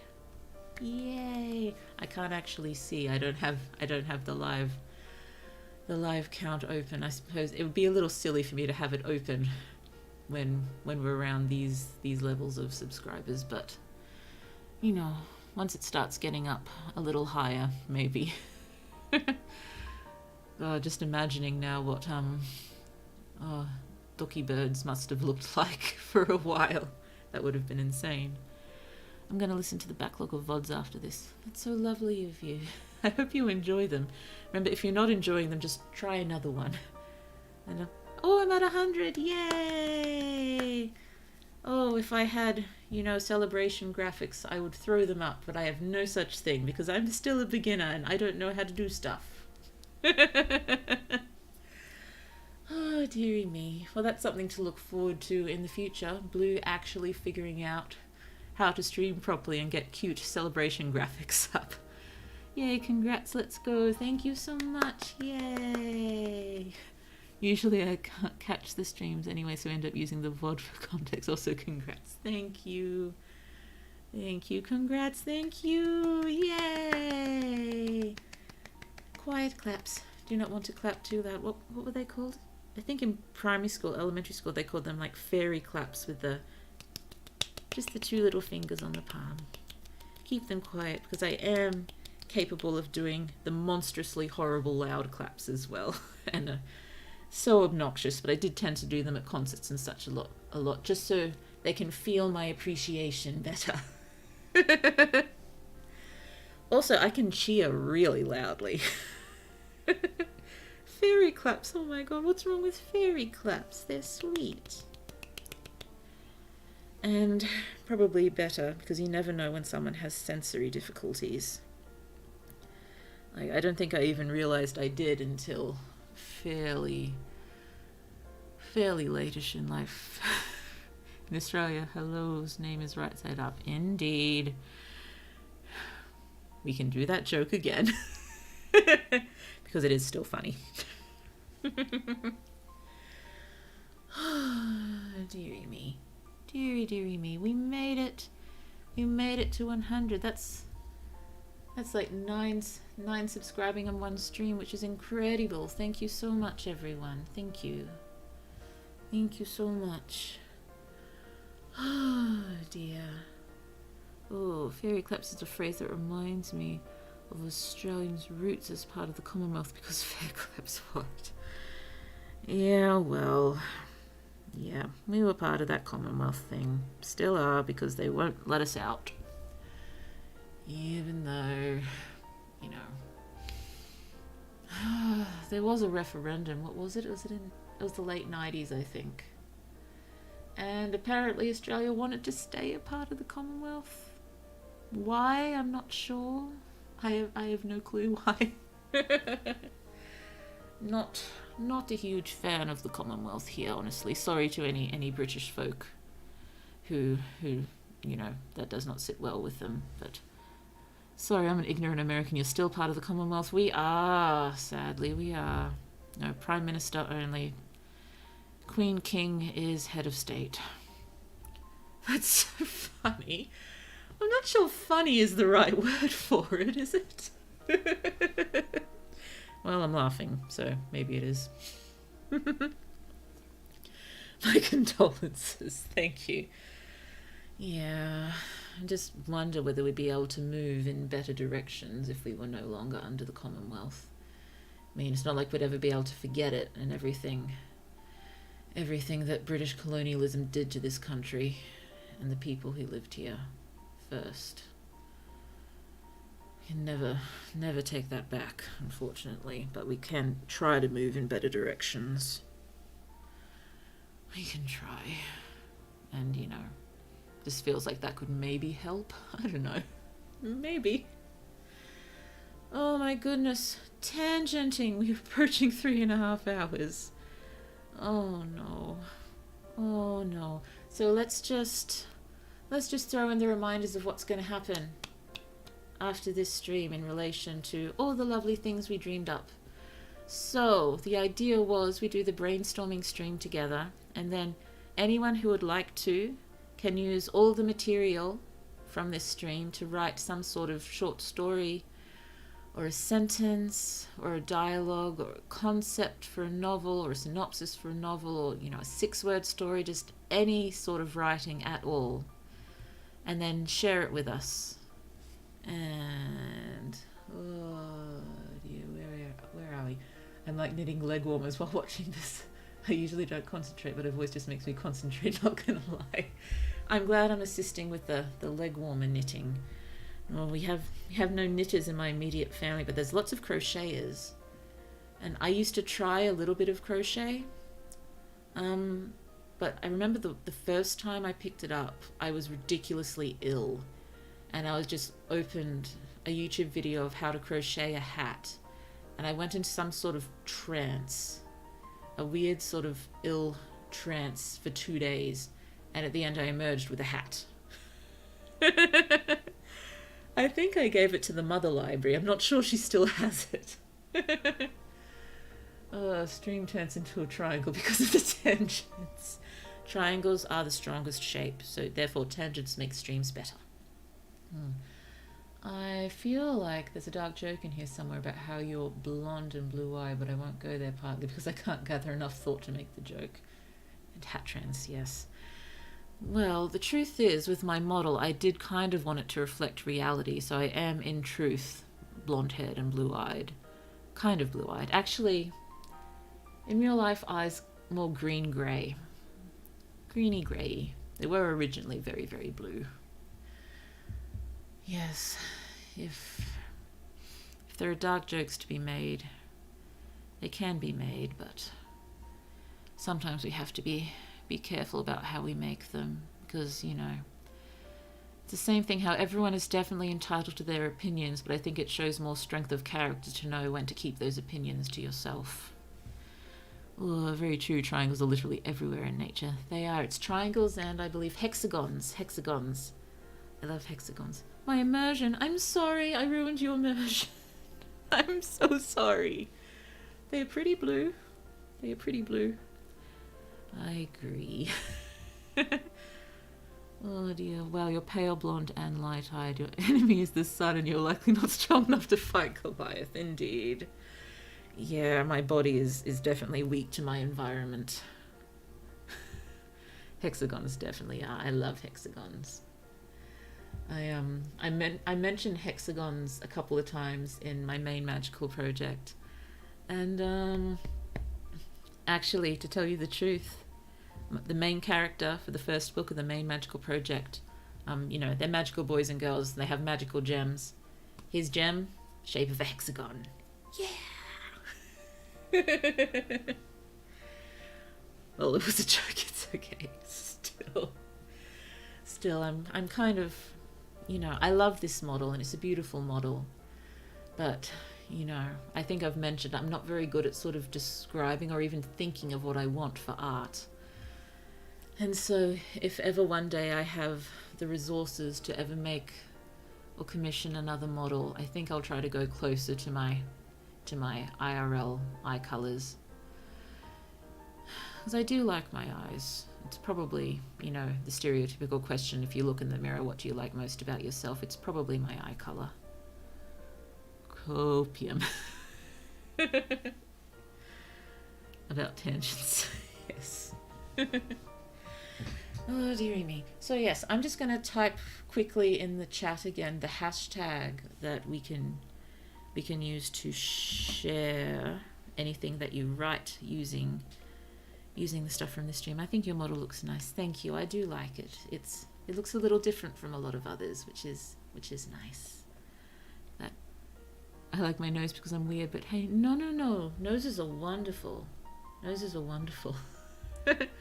Related to noses, but not quite. When I was living in Japan, just suddenly one time, I looked in the mirror with my head tilted back, and I saw my nostrils, and I realized that my nostrils are the exact same shape as the Father Library's nostrils, and that made me really, really homesick. I think that's possibly one of the times I was the most homesick when I was living in Japan. So this is the silly hashtag, which you can use to share anything that you write related to all this gas phase state telekinesis brainstorming we did.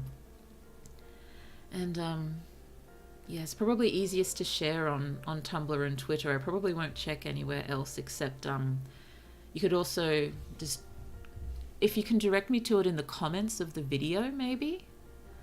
I'm not sure if you can share links there, but if you can, that's a possibility. Otherwise, just point me to where you pop it online on either Tumblr or Twitter. Ugh, I periodically delete social media so I can focus on my studies. Let me go re-download one of them so I can participate. Oh, that sounds like something from a book or a movie. Maybe I could use it. Oh, lucky I got stuck with brown eyes and curly hair. No, brown eyes are beautiful.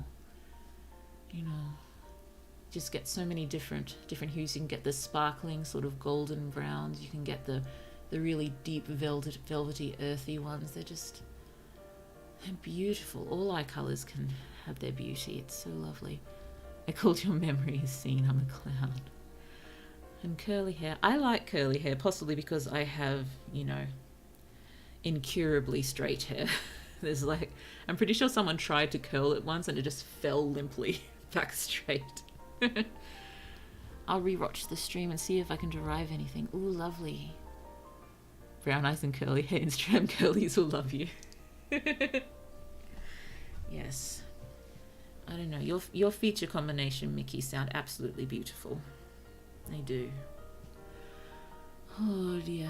Yes, I'm sorry I don't have any way to actually share the document yet. If I did have a Discord, I'd do it there. And if I do manage to pull a Discord together before I'm intending the reading stream to be maybe the 16th of March, which is another Saturday. And so the idea is, yes, I will go through and find your works, and I will read them all on stream. Another possibility, another option is if you prefer to make a video of yourself reading it, I can also play that on stream. So however you want to share it, if you want to do a Tumblr post, or you want to put it on Wattpad or Scribble Hub or anything like that, or even if you prefer to just link me a Google document, that's also a possibility. Whatever you're most comfortable with, so long as I can access it. And if I find one that I can't access, I'll try to draw your attention to it, which just means I will have to be on top of things and going through. I probably should start trying to find anyone who's used the tag after 2 weeks or so, just to start trying to compile what I'll be going through to read. Ooh, where are we? I call it the Beagle package. Curly hair is very hard to take care of, so many tangles, and it practically has a mind of its own. That would be a downside, yes. Oh, but there's downsides and pluses to just about every kind of feature. So it's just finding what you like and working with it. 16th of March, Saturday, got it, boss. That's the intended date. If I have to change it, I will let you know. Hi, I'm extremely lazy. Can you explain how to participate in your community section? It feels like a 1,000-mile journey to rewind and listen to you explain again. I check the description. I put it, I think, fairly simply there, but in the next few days I will do another community post with how to participate as well.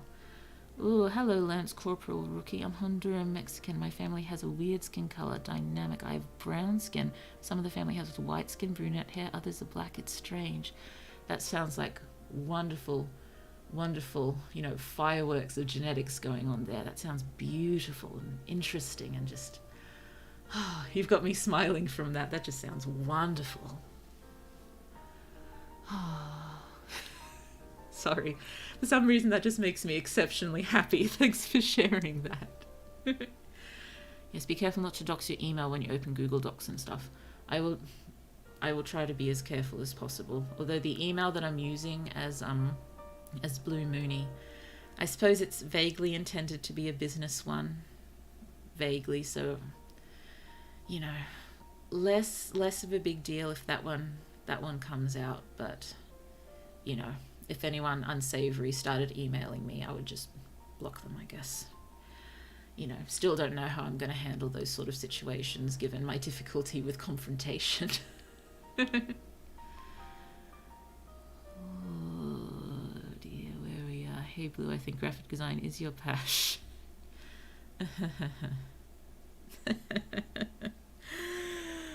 No. Oh dear, I'm starting to panic over thumbnails almost. I just can't do them.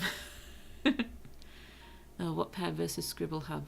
Whatever you're most comfortable with. There's Wattpad, there's Scribble Hub, there's Inkit. I think Inkit's a bit difficult because they do quality control before they pop it up there, which can be irritating, I guess. But I suppose it's good in the long run, but difficult for just posting things quickly. A Tumblr post or something could also be a simple, quick way to do it if you're on Tumblr. Oh dear, it's whatever you're most comfortable with. My throat is seriously starting to go. More water. How am I going to sing? I'm pretty sure I was supposed to wrap up this stream about half an hour ago. Oh, when you laugh, I turn to my 5-year-old self and I get very happy that I made streamer laugh. Oh, that's really sweet, even if I was sarcastic. Oh. That is super sweet. That's super sweet. Oh, dearie me. Yes, so sorry if that was a bit of a confusing explanation, but I think I explained it in the stream description. Oh, by the way, this is now officially my longest stream. I think my longest one previously was 3 hours and 39 minutes, which was the stream I did leading from the day before the beginning of Nano into the first day of Nano. So yes, that was a long one. But I don't think many people were actually watching that one. There's lots of lovely people watching this one, so that makes it much more fun. Goodness me. Sorry. Endurance stream and 100 subs, crazy. Yeah. Good. Oh, yeah, we're approaching 2 a.m. now for me. Yeah, we're probably not getting up early to play outside. I'm sorry, small one. I don't like to deprive her, but also need sleep. What a neat occasion. Yay! Oh, my very goodness me. So, yes, you can write anything you like using what we brainstormed. Just any sort of short piece or a plan for a longer one. Share it online however you like and use the hashtag or point me to it in the comments of the stream so I can find it. And in a month we will read them out. We'll read them out on stream or listen to them if you've done videos. And hopefully much fun will be had and we can all cheer on each other's writing. Oh my goodness, sleep. I love the thought of the small one towering over you one day and you're still calling her small one. Yeah, I'll keep calling her the small one for now. I may eventually give her a name, give her a name to use while streaming, but for now at least the small one works, I think. Graphic design is your passion. No, it's not. No. Yeah, time to be creative again, Green. Yay. Creativity time. But yes, so aiming for the 16th of March to do the reading and such, and I will do my best to be organized and sort of gather everything together, ready to go in advance. Maybe just have a list of links ready to jump to, and we will be good to go, hopefully. Oh yes, and please maybe indicate to me in some way, just in case your usernames are different across platforms. Just make sure I know who you are. But I suppose once I start reading something, you'll let me know in the chat anyway. So, and when will she be promoted to medium one? Good question.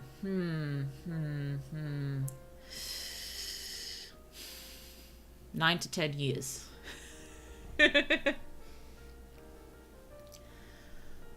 Okay, so, but yes, it's in the description, I think, and I will try to remember to do a community post in a few days or so to reiterate and try to make sure I'm completely clear on what's going on. And again, please don't feel pressured into writing anything if you're really not feeling it. Just if you're inspired, if you'd like to participate, I would love to have you so much. And if it turns out there's just one thing to read, there's one thing to read.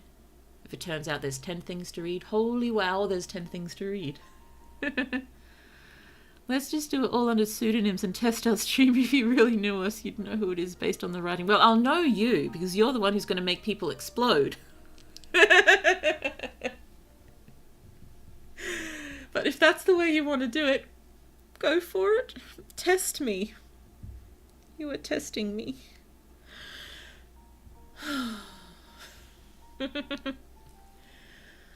Oh dear.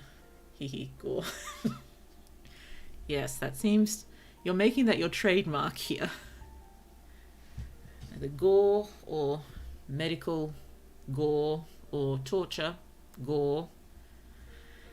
Anything along those lines. Are there limits, guidelines to this? Because I may actually go full body horror. I mean, the only limit I would put is just don't get too graphic.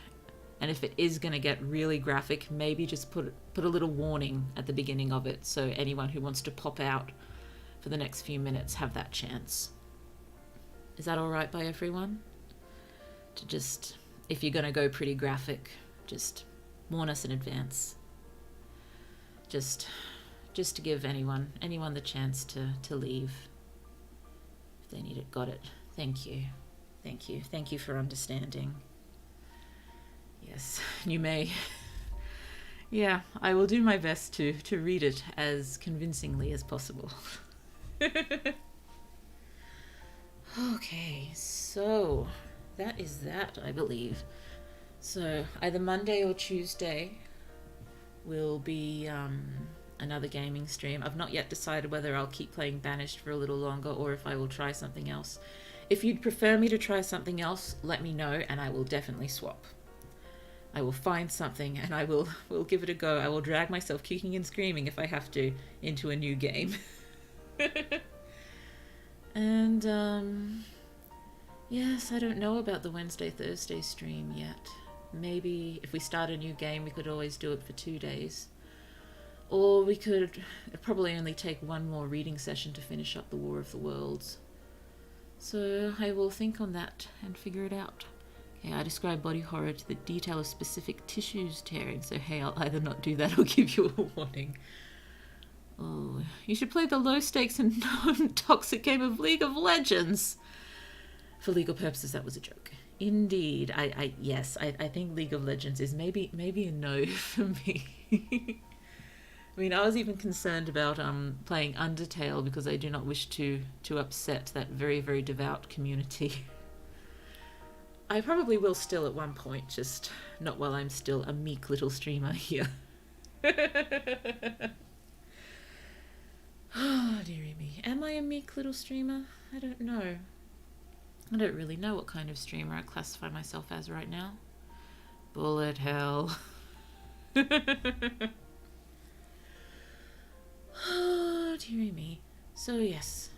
And I don't even know what next Saturday's stream's gonna be. So I still haven't finished that shorty I was trying to write the other week. Well, 2 or 3 weeks ago now, because that's why we went on to the Prophetic Baths one. Oh, if I get a chance, I'll look at that again this week, but I don't know. It may be coming soon that we do more and more gaming and less writing, which isn't really what I wanted to do, but oh dear. My head's spinning a little bit. Oh, I suppose there's typing as well, but I was a little concerned that my typing stream upset some people because I'm a noisy typer and I was trying to type super fast. It was less calming and more... Oh, where are we? I think it's been long enough now to where Undertale would be safe, to be honest. Okay. I've actually never played it before. There's so many games. Most games I have never played before. I just appreciate them from a distance. If not that I'd be concerned. Path of Titans? What is that? I have a piece of paper. I'm writing it down. Path of Titans. I will look into that. Yeah. Another thing with these games is that the developers have to be very clearly cool with people streaming them, because I do not wish to cause problems or be a problem and have my stuff deleted.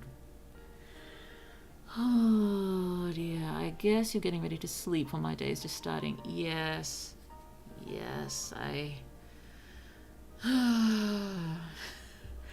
and I usually take about 2 hours of a normal night to fall asleep anyway, so we're looking at me falling asleep around 4 a.m. maybe. Oh, hopefully so. What's your audio setup, if I may ask? I have a microphone and a pop filter. Does that help?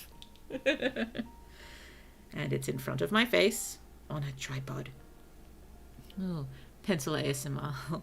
Did that sound nice? I suppose that's always an option. I can always write with pencils for a while for your listening pleasure. I think sorcery would be up here early. Sorcery.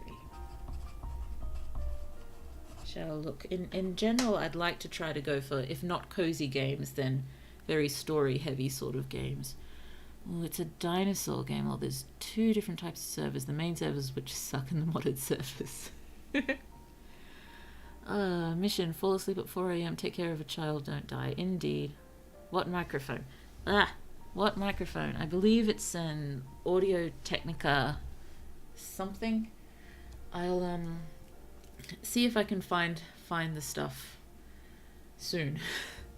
Sorry, I'm peering around it trying to see what it says, and it only says Audio Technica. It's got both the USB output and the other output that lets you put it through other things, which I don't use because I don't know how. Sorcery is a choose-your-own adventure book turned into a game. It's mostly text-based, but with art from D&D artists. That sounds awesome. I will have a look into both Path of Titans and Sorcery and see if there's any clear deal from the developers about streaming and such. And that's why, Spiritfarer, that's the name of the Cozy Death game.